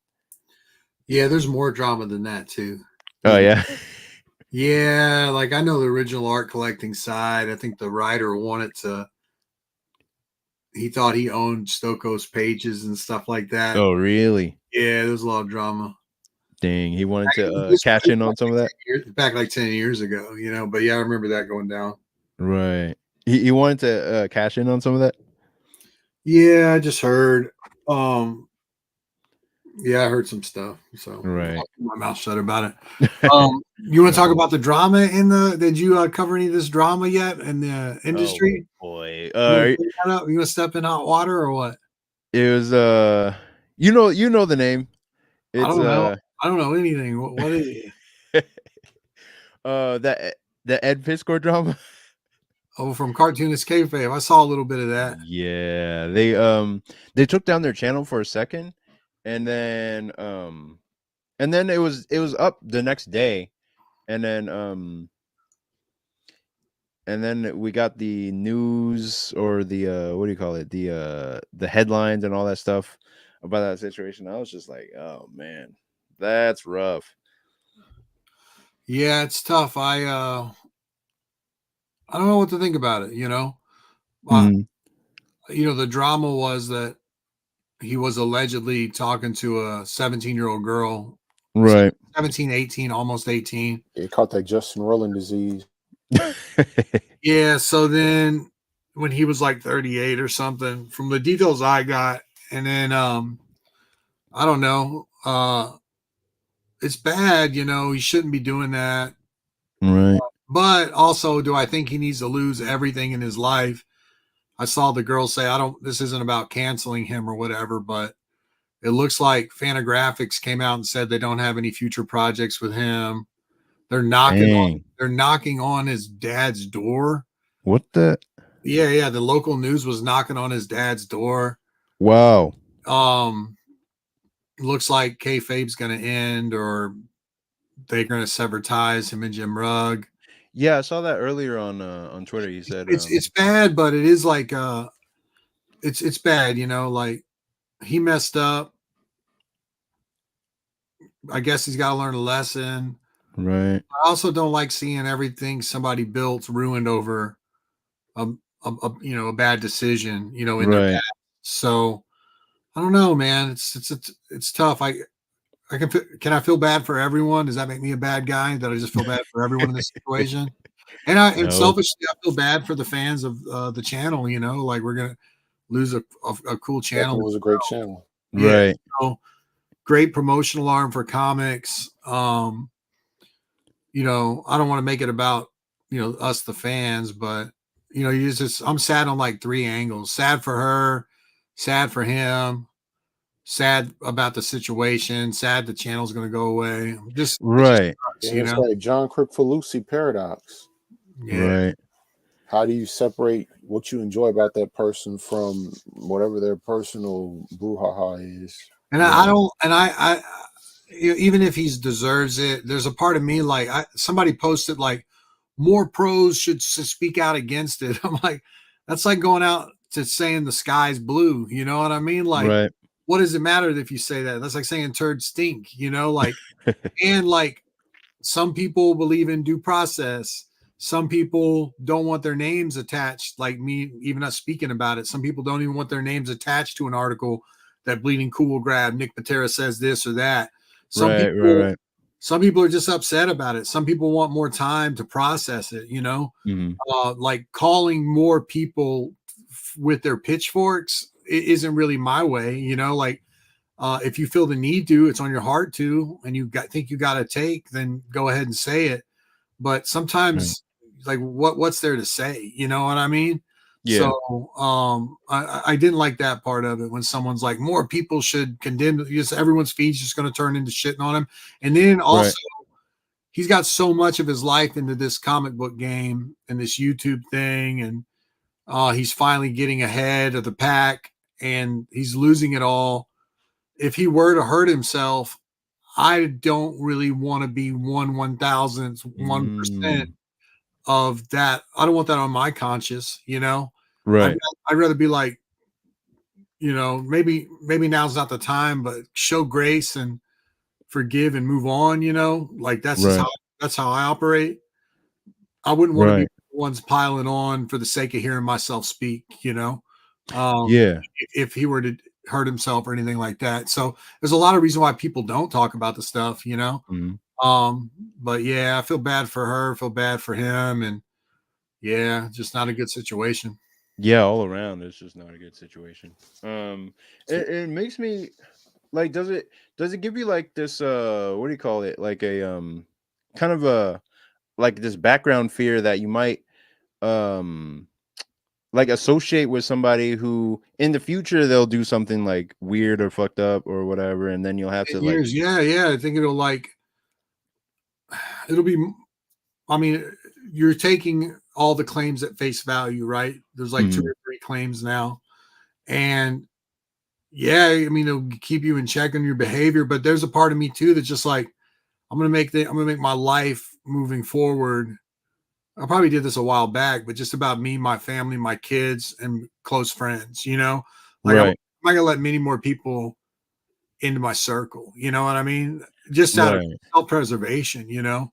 I think there was a glee in his downfall too. Like so many people didn't want to keep Mm. it on topic. They were like, I always hated that guy because he wore glasses. Oh, I hated his stick. Oh, he was a culture vulture. He stole black culture by making hip hop family tree. And I don't believe in that stuff. I know I'm talking to black guys, but whatever.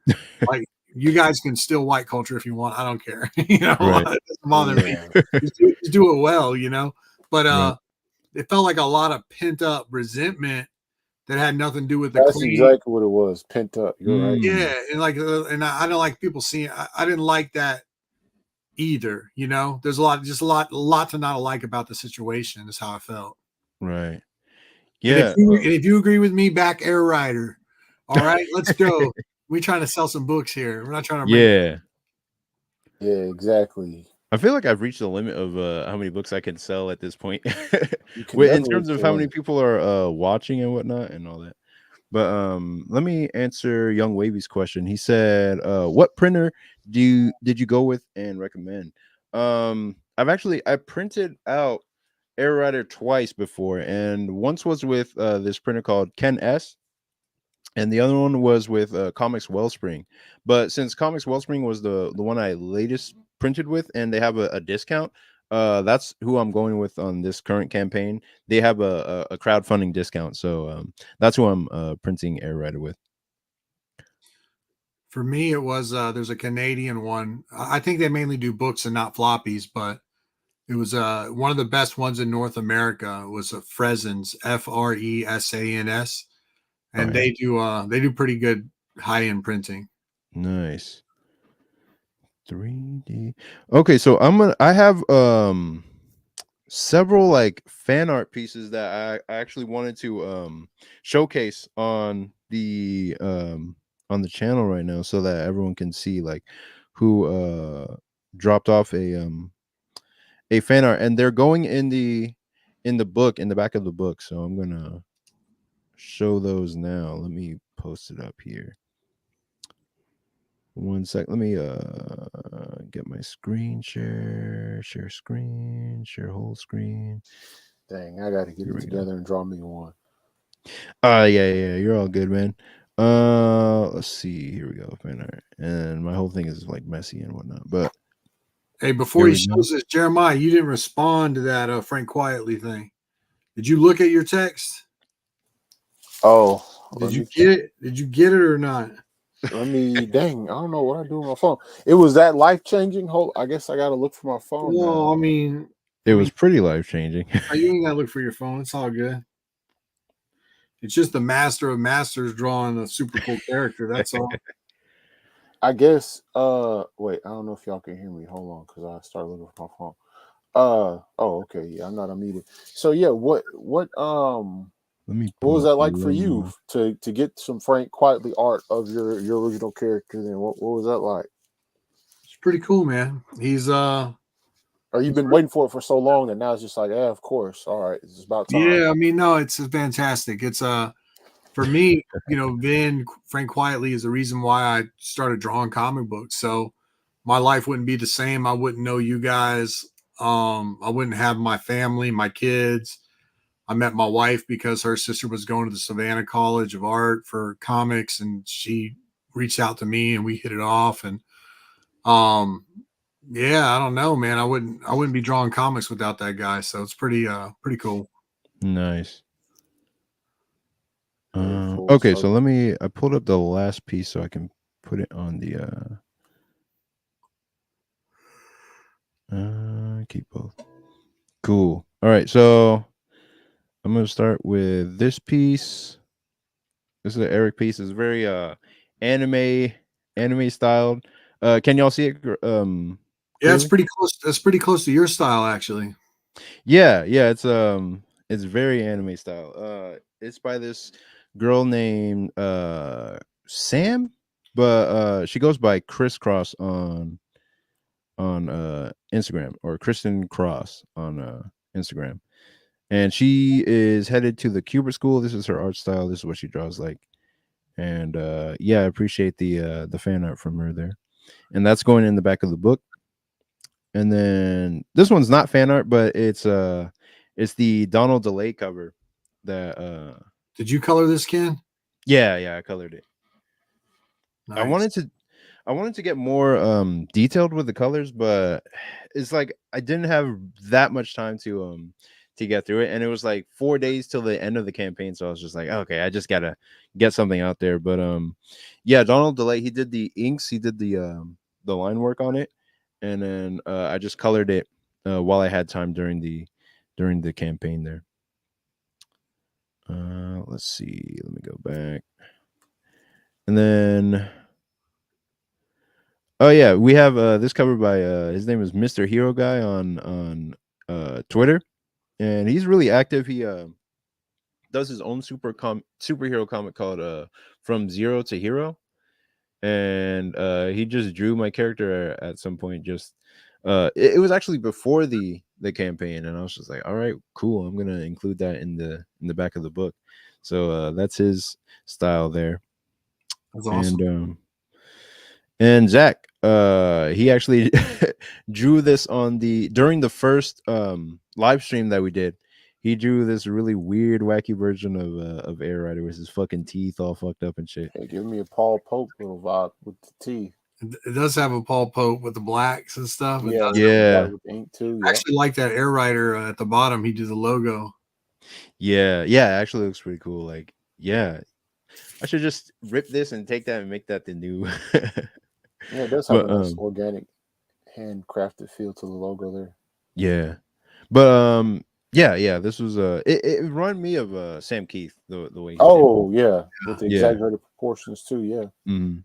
I see that definitely. All right, so then we have Empyrean Vol. That's what he goes by on Instagram and Twitter, but I think it might be let me see. It might be Mauricio in the comments. I don't know. But yeah, this is his art piece. It looks great. He actually did it twice, and he was like, I could do better. I could do it again. And this is what he came up with. It's great. And it looks like, I like that one. It's cool, man. yeah, it looks like it's traditional, but I'm not quite sure. Like, it could be digital, but I don't That's a know. really cool tone or texture, whatever he did to the fabric there. Yeah, the texture is what like really it brings it all together, I think. And then we have this guy. He did a 3D version of the cover, or well, he did a 3D version of Air Rider, and like that, it looks like this is what it would be like if it was a toy. Yeah, his name is Alan Forbes, and he had this book on Kickstarter called Red Cat. The campaign recently ended, but yeah, this is what his version of Air Rider looked like. And he actually did a 3D cover of Nice. Air Rider, and he Got had the- like The school blowing up in the background. yeah, he had like a little explosion in the background, and I helped put some lights and stuff on it to make it like kind of pop more, and put some rim light on Air Rider. But yeah, it came out really well. Like, Kind of give me an Adam Hughes vibe, color wise. Adam Hughes. Oh, okay, I know what you're talking about. Yeah, but this was his cover, and yeah, I changed up the logo a little bit just to make it work with the 3D art. Looks good. But yeah, that's who we Or had. like how Kari Andrews used to look when he did the Ultimate covers, like the original Ultimate Spider-Man covers. Well, not the original, but the 2011 reboot ones for Miles Morales, kind of like those. Yeah, I see what you mean. But Kari Andrews always struck me as a little different. Well, he switched Oh, up his wow. style so much, it's crazy. Actually, let me see. Yeah, this is Alan Forbes. Like he just showed up. as I was talking about it. That's dope. Yeah. And it's awesome.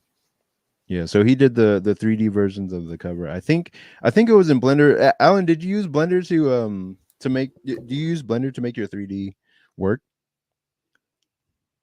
And we'll wait on that.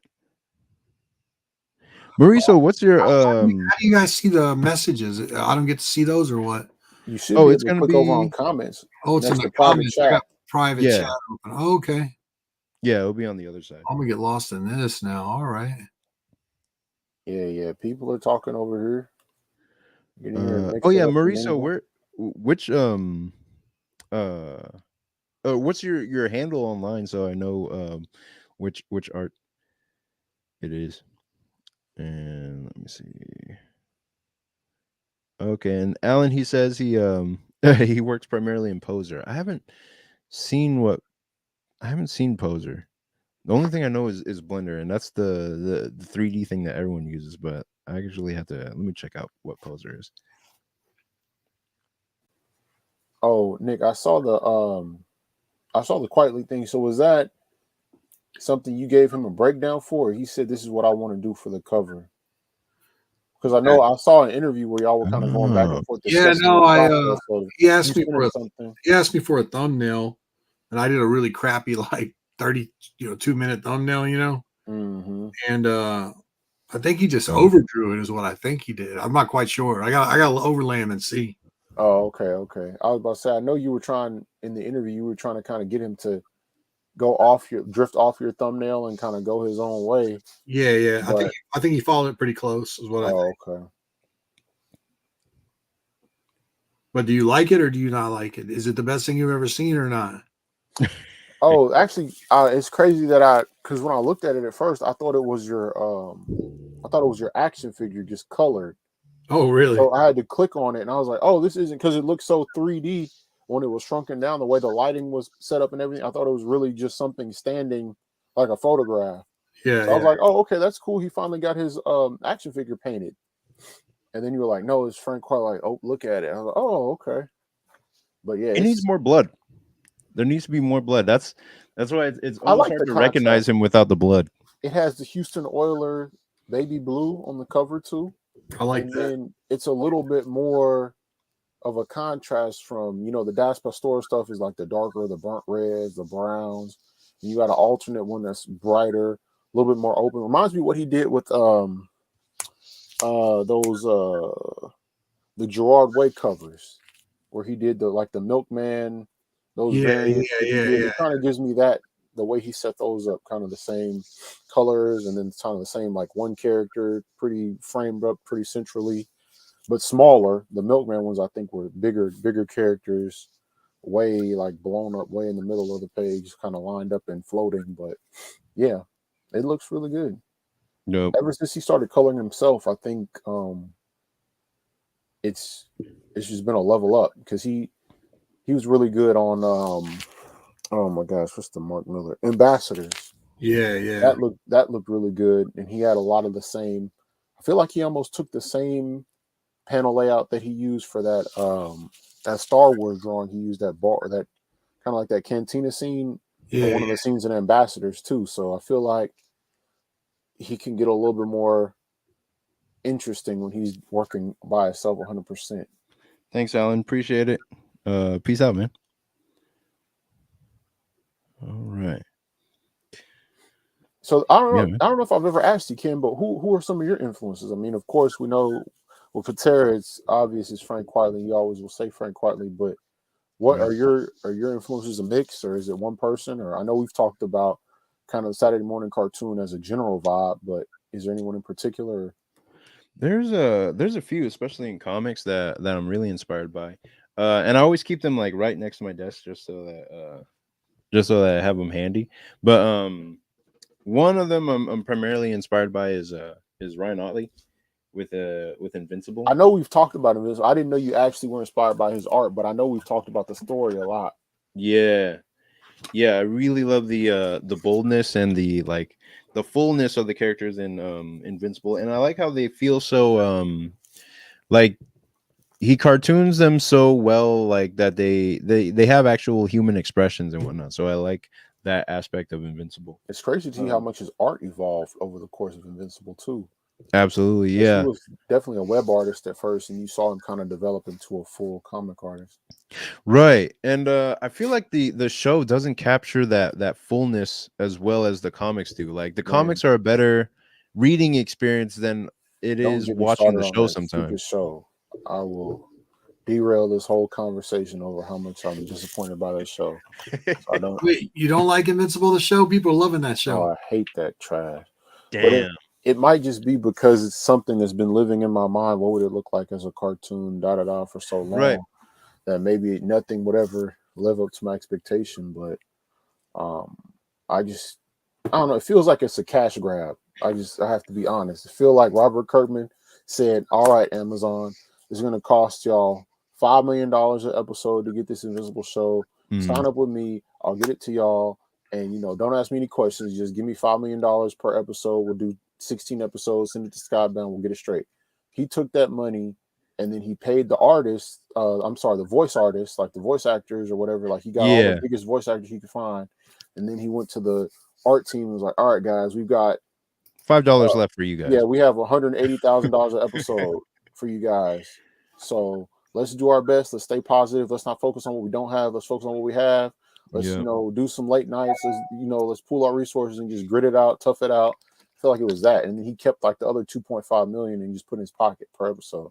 Yeah. So it's just, I don't know. It doesn't. When you look at other stuff coming out right now, like Yeah. Ninja Kamui from Adult Swim, Right. like what they've been doing. Jujutsu Kaisen season 2. What's been going on Exactly. with that? I was just about to mention that. Yeah, Because if you look at what they do on JJK season 2, like in terms of the action scenes episode by episode, yeah. it's like night and day compared to, and they're working on probably a fraction of the budget And that yeah, that's what Invincible burnt me has. up too. I know the guys working Uh-huh. on Jujutsu only get paid like 50 cents a frame. A frame, yeah. Yeah, I know they're getting nothing. They're getting peanuts. But they're putting out godly stuff compared Yeah. to what we get in Right. Invincible. Invincible is like solid in terms of, I guess, when it comes to the action scenes, but then like everything else is just like it's Well, okay. You know It's what they like, did? You know what they did, right? what did they do? It's two different animation teams. They outsourced the action. Right. Yeah, Like, yeah. I remember, like, I stopped watching a couple episodes just because I was going to let it catch up or whatever. But whenever their, Omni Man shows up and messes up the Justice League or the, whatever they are, that's a whole different animation team. I wish they would have used that animation team for the whole thing, but instead it looks like 1990s Ghostbuster or something. Yeah, I don't know. It looks terrible. On the stuff that's not the action. So yeah, that was a way for them to save money. Right. That's what I heard behind the scenes on the animation side. So I mean, Kobe I was can saying tell. Mappa is abusing their animators.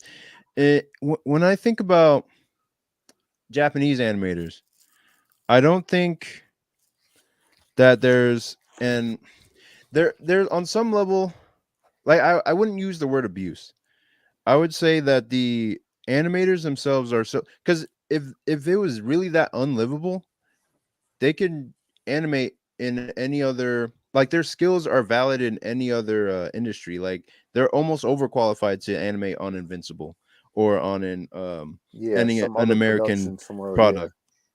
But they're so passionate about the craft of animation itself that they almost don't even, like, they can suffer the amount of pay that they get from Mappa and the amount of deadlines they have to hit because they're so willing to prove what they like, their art skill and their craft in animation itself. Like I asked this guy named Henry Thurlow on Twitter, like I asked him why he quit the animation industry, the American animation industry, and went to Japan.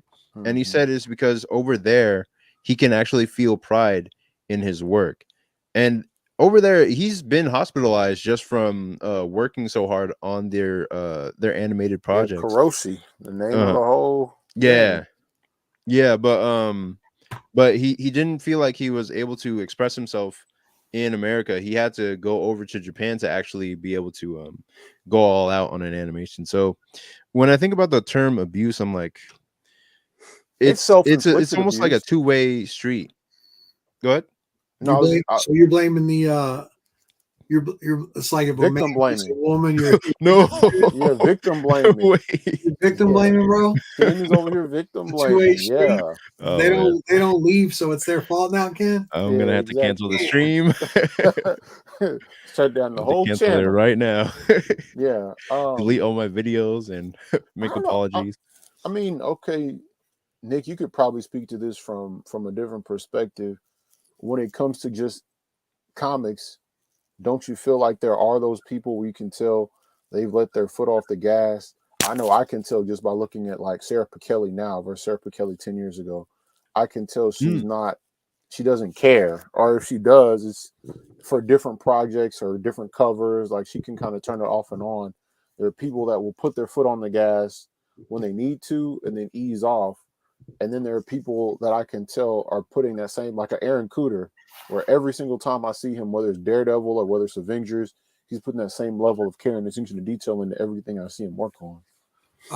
I can't speak to Sarah. I don't know her work that well. I know when she came out, her stuff was incredible. I don't know if she fell off or whatever. But Raphael Grandpa is a good example too. I feel like he consistently has shown. I think Vin too. Vin's in his 50s now, quietly, and he's just as good as ever. You know, I don't see him falling off. Yeah. People, artists are aware of that. Artists can tell when, and then you watch with these older careers, you know, these guys have their peaks. Guys like Neil Adams, they had their peaks, and then by the end, get a little rougher. You know, they're legends and they're awesome, and they did more than I'll ever do. But you can see that, and even those guys will probably admit it if you talk to them privately, or they're bold enough to say, "I'm not the guy I was." But I love guys like Art Adams, Frank Quietly, Grandpa, Jeff Darrow. I don't really see a drop off. I think they get better, you know. I think Jeff Darrow went crazier. Every time I see him come back with New Shaolin Cowboy, it's been crazier. It's been nuts. And like to keep your pedal, especially with someone like him, like he never slacks, you know. And I think of Steve Scrooge, same way too. I feel like Steve Scrooge has gotten crazier recently too. Yeah. I wish he wasn't digital. That's my only issue. I think he went to digital for a little while, I think. But his stuff is crazy good though. Like I love Steve. His stuff's amazing. I'm just such an art collector. I hate when people go any kind of digital, you know. Yeah. Drives me crazy. But I don't know. Like for me, I never want to be an artist that like I can look at, man, like Red Wing was rough. Manhattan Projects I was getting my figures and cartooning in, but not the quality. Then I feel like on the little bit I did Leviathan was getting more experimental, and then on Axe Wielder, I felt like I'm really getting like more precise, more what I want on the page. I always want to be getting better, you know, and that's always been the way. Like since we started drawing, you draw the first picture you've ever drawn, then you draw the next picture and you compare it. You know, you just like you get better the next day. You get better the next day than you were the day before. It's not all good days. Sometimes you don't feel it, but I don't think you should do things like, oh, I'm going to take this cover and shit it out because I'm doing it for free. Or I'm going to do this gig, but my heart's not in it because I need a paycheck. I know people have to do that, but always do your best work is what Quietly says.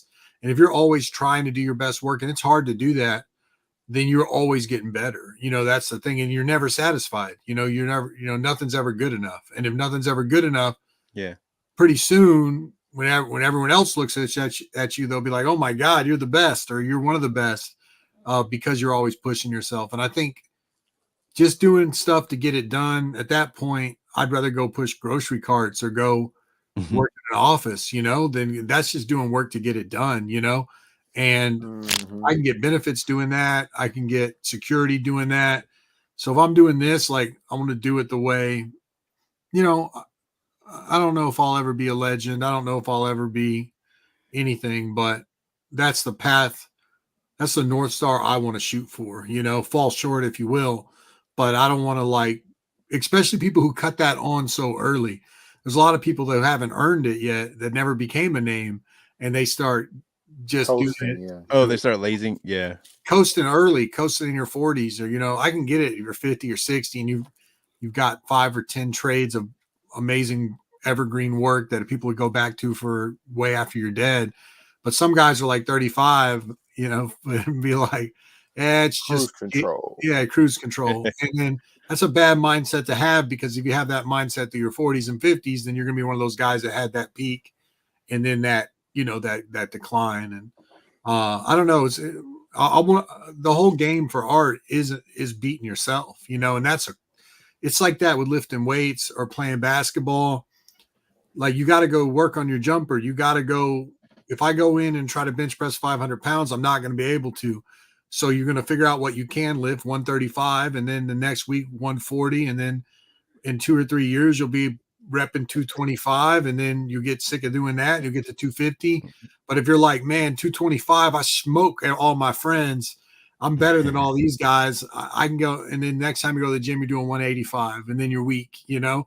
Not that 185 is weak, but like, I'd rather just keep pushing for the max and see where you can go, because that's the fun of it, you know, for me. But everyone's got different mindsets, and I'm not the fastest artist.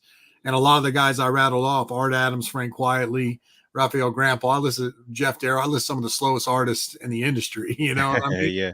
So there's a Yeah. downside to that too. I guess, would you rather have that trade-off? And Ken, this kind of goes for you too. How do you feel about, would you rather take some time and kind of go that same route that maybe Travis Charest did, or funnily enough, Steve McNiven too, even though he kind of took the Travis Charest style, but where you take these gaps where, you know, Travis Charest had, I think it was like Green Lantern or Flash or something, and then he reappeared with Wildcats. Then he disappeared off Wildcats for a while and reappeared and did the X-Men Wildcats thing. And it's just kind of like, you take a considered amount of time, whether it's, you know, a couple months, like you were saying about lifting, whether it's like a year, 2 years, and you're building yourself up, you kind of take a break, and like maybe you take a year to figure your art stuff. Stephen Platt, I think, is a perfect example. He used to be really 90s, and then he took a long break, and then he came back, and his style was completely different. Yeah, I think there's a balance there. I actually like if Art Adams stopped doing covers and he just put out, Yeah, okay, you got it right there. if Art Adams stopped doing covers, let's say he sacrificed 40 Marvel covers, which he's really hard to do because he probably makes $15,000 a cover between the commission and selling the original. That's a lot of money. But if you gave me an evergreen 48-page hardcover in the time it took him to do 40, 2 years, man, I would be so proud to go back to those evergreen Art Adams hardcovers. That's what I wanted. And I wouldn't miss the 2 or 3 years when he was gone. I'd be like the first one in line to get the next one. Kind of like Mike Mignola is really the example. Like, he's not hitting a monthly, but he's coming out with some mini series every 2 or 3 years, and everyone lines up for it. And I think going away about that time is right. Maybe hit a cover there to keep your name out there. But I think the market is more forgiving. They don't need you every month. They don't need us. I gotta, like, when you first get in, it's like, I gotta hit the deadline. I gotta get on this monthly. I gotta get fast. I gotta get a page a day. Man, give me an incredible page that I'll never forget, or a handful of them in an issue, and give me that issue every 6 months, and I'll be happy. But Yeah. can the market sustain that? Can you provide for a family on that? Can you keep your lights on with that? I don't know. But I want to get to a point with, especially on Axe Wielder, where I go away for a year or two, come out with a new hyper detailed, fun story that continues the story on, and then do it, and then look back in 10, 12 years, have 7 volumes of this, like what I would say would be my best work, and hopefully it's good enough compared to other people that it would look like a masterwork, an evergreen, and Right. that's what I'd really want, Yeah, quality over quantity.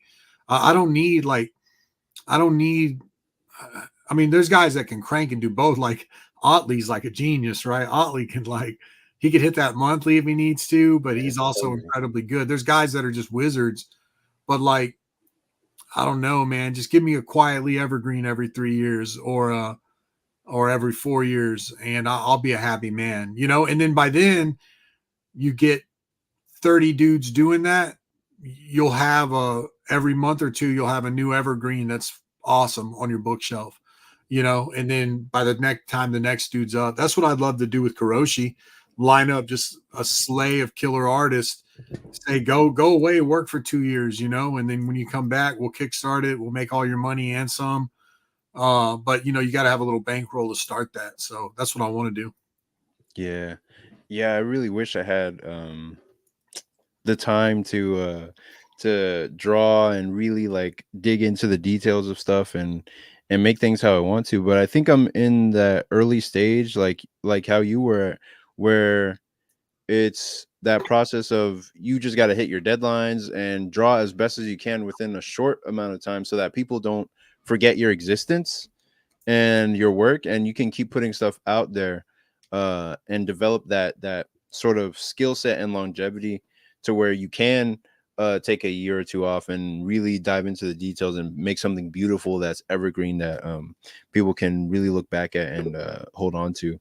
But for now it's go ahead. You got that extra job too. Like when I was breaking in 2008 to 2012, by the time I started full time in 2011, 2012, we weren't building YouTube channels. We weren't building mailing lists. The big two was still super or relatively healthy, where that was always the goal, you know. And now you realize the guys that are coming up, like the kayfabe guys, or you could see the model shifting. You could see the hiring practices shifting. They're actually hiring people with the following for the last 7 years, thinking that they could convert those followers into buyers. You know, I would argue they've hired lesser than Instagram artists that had 500,000 followers, because actually I don't have to argue, it's true.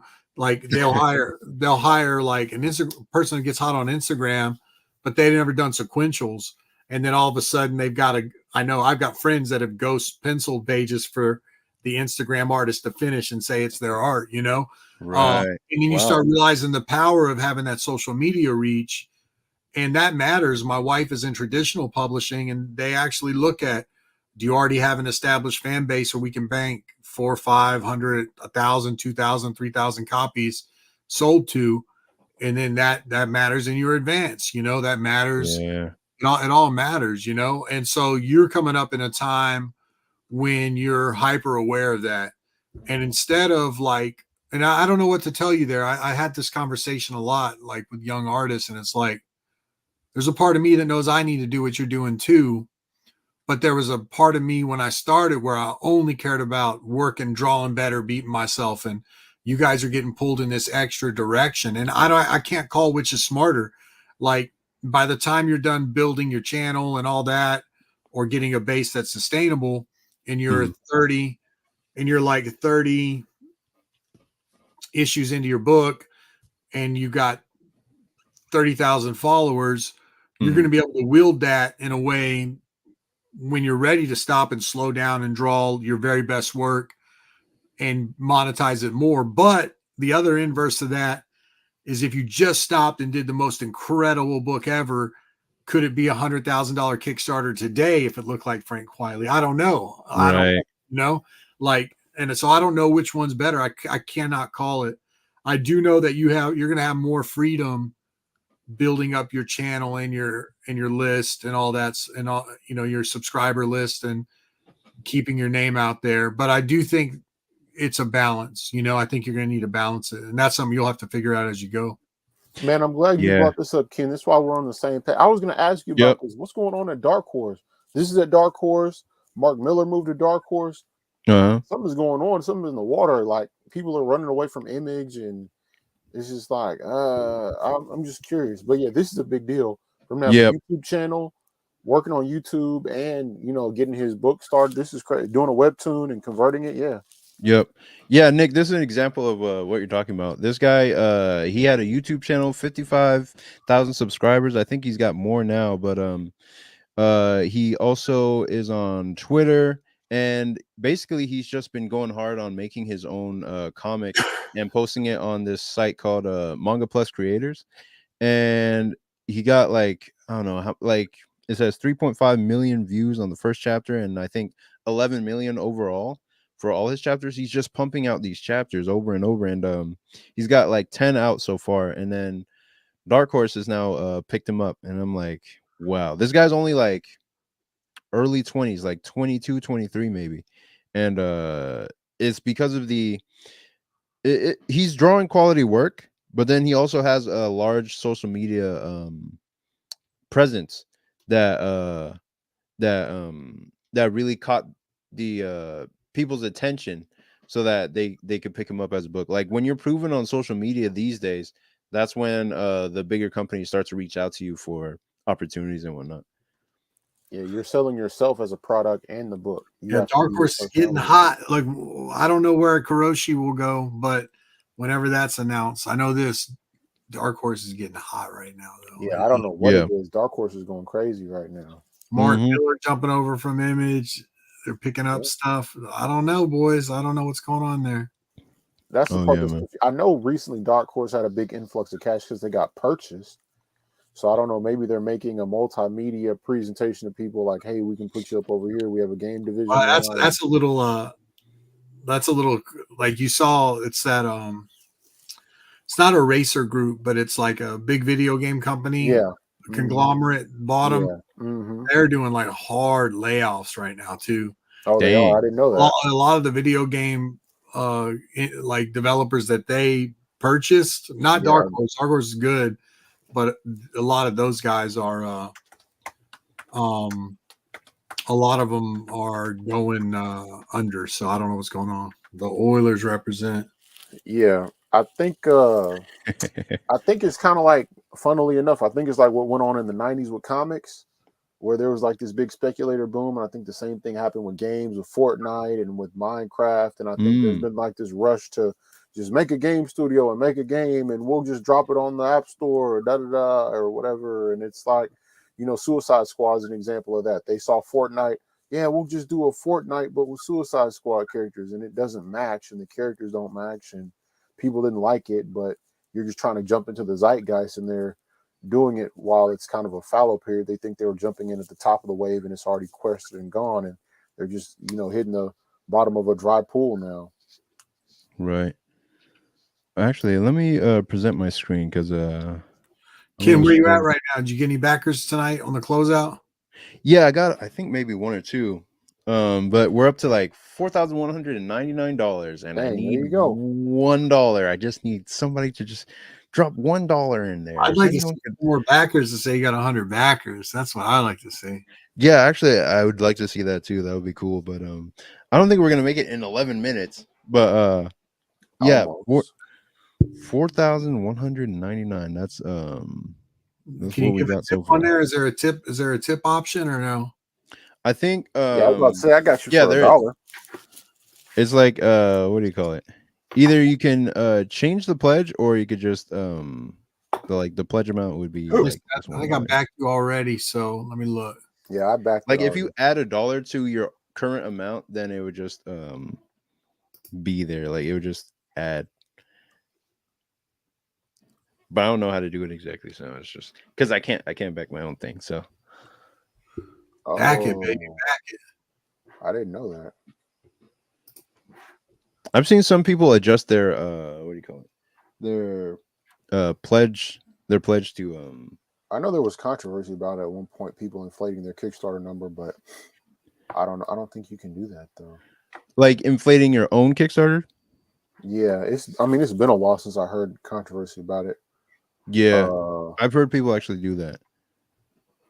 Cooking the books a little bit. Oh, okay. Manage your pledge. I don't even remember what I pledged on this. I'm on that manager pledge. Can I update it?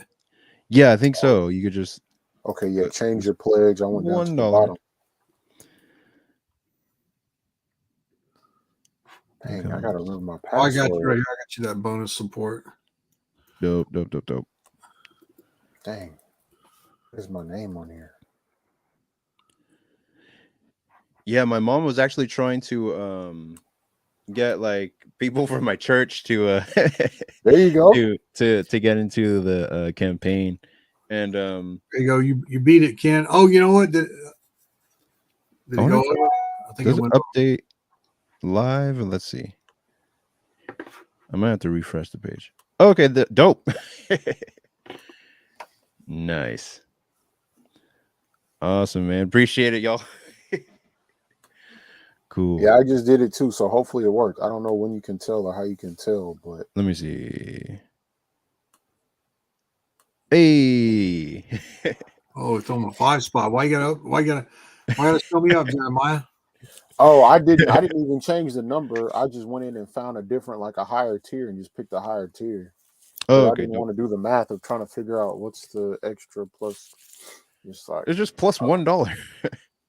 I'll just throw something else on there. It's cool. I love it anyway. It's all for the love. It's for the support. Appreciate it, man. Appreciate it, y'all. Yeah, I mean, of course, But it's just great to have ran into you. Dang, I don't even know when I first ran into y'all. it was 2019 or 20 or you 21. met Nick earlier than me, right? I met y'all both the same time. Really? Yeah, it was the same. Yeah, he came to that show. Yeah, whatever show that was in Houston or based Eastern in Rim, Houston or whatever. Remember we went to that Yep. Mexican food Yeah, place? Eastern Rim.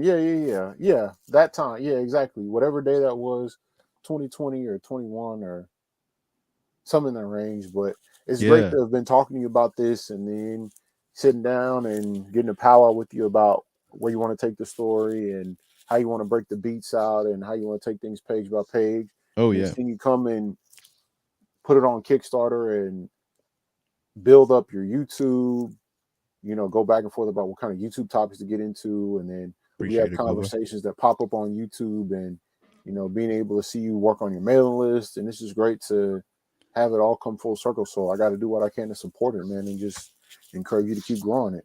You're doing it Appreciate the it, right man. way. Appreciate it. Yeah. 7 minutes to go, and yep. It's looking good. So I think it's the first step, like just the first step, into something much bigger, something longer and more sustainable and whatnot. But I have a good idea of where I want to take this and what I want to do. Like I think I've told you before, Nick, but I'm trying to catch a wave of people who are really into 90s nostalgia, and I'm trying to or like 90s and Y2K nostalgia. Like Yeah, those you're at the people are perfect time out for it. there. Yeah. Oh yeah. Yeah, those people are out there, and they're really I don't think there's any like hub or any like central location where um people are like really discussing that stuff or like really putting out more of that stuff. So I think if I make Air Rider a certain way, I can capitalize on that group, that subsection, and really cater to them and give them more comics that they would like. Jeremiah, check out that. I sent you some Dos Pastoras pages from that short story you read over. Oh, what? He did that now? He got it done? Yeah. I sent you some of them. I'll send you the whole one when we're off. I don't have them all on my phone. That's But crazy. you can see the roughs next to how he finished them. It's pretty badass. Man, how long ago did he get it done? Or he just did the last couple of weeks? I just paid him. It was expensive, dude. It was like almost $5,000 for. I don't know how much it was. 40. He did like it was an 8-page story, so it was pretty fucking expensive. Hey, but on the bright side, now like you said, it's evergreen. You have Das Pastor's pages forever. I know. I've gotten so far. He's done 3 short stories for me, all 6 to 8 pages, and he's done 5 or 6 covers. So I've gotten 20. I've got over a whole issue of art from him so far. So that's pretty badass. All on John. So it's pretty cool. Did he mail it to you already or? Oh, and he's well, it's not announced yet. I can't talk about it. Oh. Yeah. Don't spill all the secrets, man. Hold on. Nice. Oh man. You caught another backer, Ken. Oh yeah. Yep. Nice. Just a straight. I posted on social media. I was like, anybody got $1? So maybe somebody came from that. You got a backer though. You sure have got a backer. Yeah. It bumped up. Nice. Yeah, man. Let's see. Mauricio, he says, thanks for the stream, guys. Thanks, Nick, for all the feedback and knowledge, and congrats on the book, Ken. Appreciate it, man. Hopefully soon I'll be able to show you what I'm working on for my first book. Oh man, that'd be great to see, Mauricio. That'd be awesome. Yeah, Mauricio, when you're done, man, tweet it at me and I'll reshare it. I'd love to see it early too. So, advice there is like, I don't think it's ever too soon to show the stuff you're working on. You know, like make sure you know the name of your book, make sure you hashtag it, make sure you get it out there to your fan base early, because the more you show as you're producing it, the more people are going to be like, oh, this thing's a real thing. This thing's being worked on. I did it for 2 years on Axe Builder before I launched. So I highly recommend it. And getting that feedback is good. The positive, you know, the likes, the hearts, whatever. It'll build some momentum, because right now you don't have any deadlines, you know. So getting off, big thing, not speaking towards you, but for me, getting off my ass and doing the work. Like it's good to have that little bit of juice every now and that endorphin hit. So show it and make sure you tag us. Yeah, we'd love to see it, man. But yeah, like I was about to say, like it's coming to an end in three minutes, and man, once this is over, I'm just gonna just drop. Like I'm gonna just drop all the stress and stop thinking about all this. And oh wait, hold on. Let's see. Mauricio, he says, yeah. Okay, he says for sure. Listen, yeah, it would be awesome to see what you have, man. See you, man. But yeah, after this, I'm gonna just do a couple of updates and then just drop off the face of the earth. Just drop off of social media completely. Make sure you update often, Ken. People love updates on their stuff. Yeah. I've actually been updating really often on what's it called, Kickstarter. Like they said, around 16 to 17 updates is good for like a really successful Kickstarter.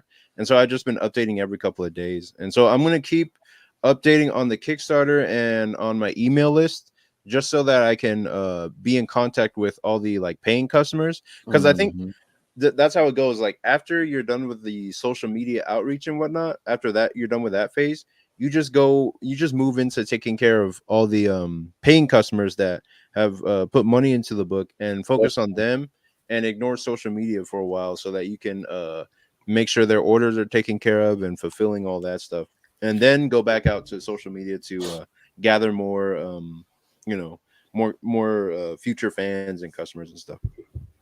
Yeah, I think what's his name out here does it. Countdown. Is it over? Scroll to the top. Oh, baby. Cool. Yeah, 90. A minute and a half left. That's cool. Will it show? Okay, yeah, it's still showing. Cool. Almost done. Wow. What are we gonna do? Just watch it? Watch it while it goes? Yeah. Oh no. Are you guys watching that Shogun yet? You guys watch that? Man, we were just talking about Shogun. No, I haven't seen it. We're 2 episodes in. I don't know if it's good or not yet. It's not bad. It looks really good. It looks amazing. It looks great. It's not bad, but there's a lot of like political intrigue, and I don't care about political intrigue. I want to see them chopping people's fucking heads off is what I want. Right. That's what I'm signing up for. But right now they got a little bit of chopping heads off and a lot of political intrigue. So right. They're moving the chess pieces around right now. But right now I've heard nothing but great things. I thought it was a movie, actually. I didn't know it was a whole show. Hey, it looks like a movie, but no, it's a show. Dope. How many episodes? Do you know how many episodes the whole thing? No, I'm 2 episodes. I think it's like 5. It started like at the end of February. Like a mini series? Mm-hmm. Now, Fargo, that was good. Y'all got to watch Fargo. This new season of Fargo was amazing. I saw the first season a long time ago, but I haven't seen the Mr. In Between, Jeremiah, on Hulu. Mr. In Between on Hulu. In Between. Oh, right. Hold on, FX show nobody watched, but it's on Hulu now. It's freaking good. Is that, what's his name? Martin Freeman? I forget his. I don't know if it's Martin Freeman. It's a bald guy. That's a bad. Oh, cool. There it is. I caught a little bit of this. I was wrong. I was thinking about a different FX show, but I caught some of this late at night one time. Yeah, it's freaking good, man. Awesome. So that's it, I guess. It reminded me of like Mike from Breaking Bad, like if he had his own show. Yeah, it's 2 seasons, but it wraps up well. 2 or 3 seasons. I think a shortened 3 season, but they wrap it up real well. It's freaking good, dude. Nicholas says, "Hey, congrats! Appreciate it, Nicholas. Thank you, man." Okay, and my page it just changed. Like I saw on the animation, it just changed. So now it's like a past campaign. It's like I can't change it. It's over. It's done. Man, powerful That's There you cool. go, King. Congratulations, brother. in the history Appreciate it, book. man. Now. Appreciate it. Wow. I feel like I can like turn it off for a second because it's like the whole time my brain's been on like just on go mode the entire time, typing things out, thinking, figuring out, Mhm. trying not to make the wrong move, all that stuff. Thanks, Steven. Appreciate it. Now you're Thanks, Steven free. Weeks. Hey guys, I gotta go bounce. Gotta go hang out with the wife before she goes to bed. All right, man. Appreciate you coming on. Hey, and also happy Easter. Oh yeah, Yeah, happy I Easter. forgot about that. Yeah, happy Easter. Yep. All right, boys. It was fun. Of All right, course. appreciate it, Nick. All right, see you guys. Yes, sir. Awesome. All right, Man, Jeremiah. Thanks for coming on, man. This was great.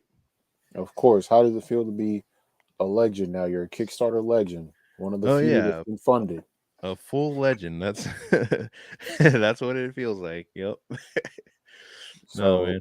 were you expecting to get funded? Is this how you thought it was going to go down? Like, yeah, of course I got funded. Of course this happened. You got branded one of the projects they love. Oh yeah. That one that was like I didn't expect that. I thought it would just be like, just a regular Kickstarter and it would just maybe hit like 2,000 or so and then that would be it. But it ended up exceeding expectations and yeah, I'm happy with the result. And it basically all of it is just in my mind, I'm like, okay, next thing, next part, let's move on. So the next thing like I'm thinking about is just all this money is going to go right into buying the shipping materials and the fulfillment stuff and printing Yeah. out the book and covering for any mistakes. So any profit that I make is all going to cover for any missed shipments or misprints or whatever Mhm. that needs to be taken care of Yeah. to get the books delivered on time. Because I was listening to Timothy Lim and the guys who Yeah. do Now that Common guy America. has some great. He's the number one sage. Talk about a legend on Kickstarter. Right. Like I was listening to them talk about what they do in their thing, and then he said with the first campaign, he wasn't even expecting to make any money back. Or he said with the first campaign, don't even think about making a profit. Just use Yep. all of that to take care of the backers and to get that first campaign Yeah. off. Troubleshooting. Hmm. So Mhm. just the extra money will just be a cushion against any mistakes or any misprints or anything that goes wrong with the situation. And then from there, it's just rolling it back into the business and investing back into it and making it turn into more and more. That's exactly what it is. All of this is an investment, like you said. This first Yeah. Kickstarter is phase one, and you just roll it in like a reverse pyramid scheme. Yeah, basically. But yeah, from here on, I'm just gonna keep on trucking with like issue number 3, and I'm going to try to just while I'm off of social media and trying to cater to the um Kickstarter backers, I'm going to be like really drawing how I want to draw instead of Mhm. focusing on posting all the time, because Yeah. posting all the time is it gets attention and whatnot, or like posting on YouTube gets attention, but taking your time and making something of quality and of true effort is what I really like about art. And I learned all this marketing so I could figure out the marketing side, but that's what allows me to create the art the way I want to. And I'm just gonna take that time to make more good stuff. I mean, this is a time to experiment. Now you've made it through issues 1 and 2 with 3. Have you already drawn 3? Or are you still writing it, or? I'm still drawing it, so I need to ink the rest of the pages, and I think part of the funds from this will be to pay for the flatter to help flat more of issue 3, and then from there I finished basically outlining issue 4, so that one is coming straight after number 3. Oh, so you got 2 more in the chamber ready to go back to back. Well, not in terms of the whole book, but just in terms of writing and What you drawing. have thought out, what's already prepared. Yeah. Appreciate it, Koba. Thanks for coming out on the stream and checking things out, man. But yeah, that's pretty much it. Like it's just a victory lap at this point. I'll just thank everybody who backed the Kickstarter and then go on from there. But tomorrow I'm celebrating Easter with my family, so I'm gonna Of course. go back home, go to church and all that stuff. Hey, you should, man. That's what Yeah, you man. should do right now. You deserve it. You should be able to rest now. You've Yep. gone through this whole month promoting and posting and trying to get people to draw fan art and trying to get people to get on streams and trying to get on your own streams and update your mailing list and going to work and come back and then hopping right into this and Mm-hmm. trying to stay engaged and try to make a bunch of Kickstarter posts and then getting suggested, recommended on Kickstarter. Like there's so much back and forth. It's something Oh you yeah. definitely need to just marinate in the success. Like, man, it's over with. And a lot of people do all that and then still don't get funded. So you can do all that and you can say by the end of it, I got funded out of it. So Yeah, I really put in a lot of work just to make sure things went right with this campaign. Stephen Wings, he says there's a few moments where you can take a sigh and appreciate how much work you put in to make something great. Definitely mad props to this amazing accomplishment. Don't take it lightly. Definitely not, Stephen. Thank you exactly. for your kind words, man. All right, and I think I'll wrap it up here and just go to sleep and get ready for tomorrow. That's how it should be, man. Yeah, but thanks for coming on, Jeremiah. I appreciate you all your support over the years and all that. Of course. I'm glad I could be here and glad I could support it. Congratulations. Absolutely, man. Appreciate it. I'll see you later, man. Peace. All right. I'll see you. All right. All right, and thank y'all for watching. Thanks for dropping by, and there will be more to come in the future. Thanks for supporting the Kickstarter, and yeah, I can't wait to make more Air Rider and create more things that you'll like. And I'll see y'all next time. Peace.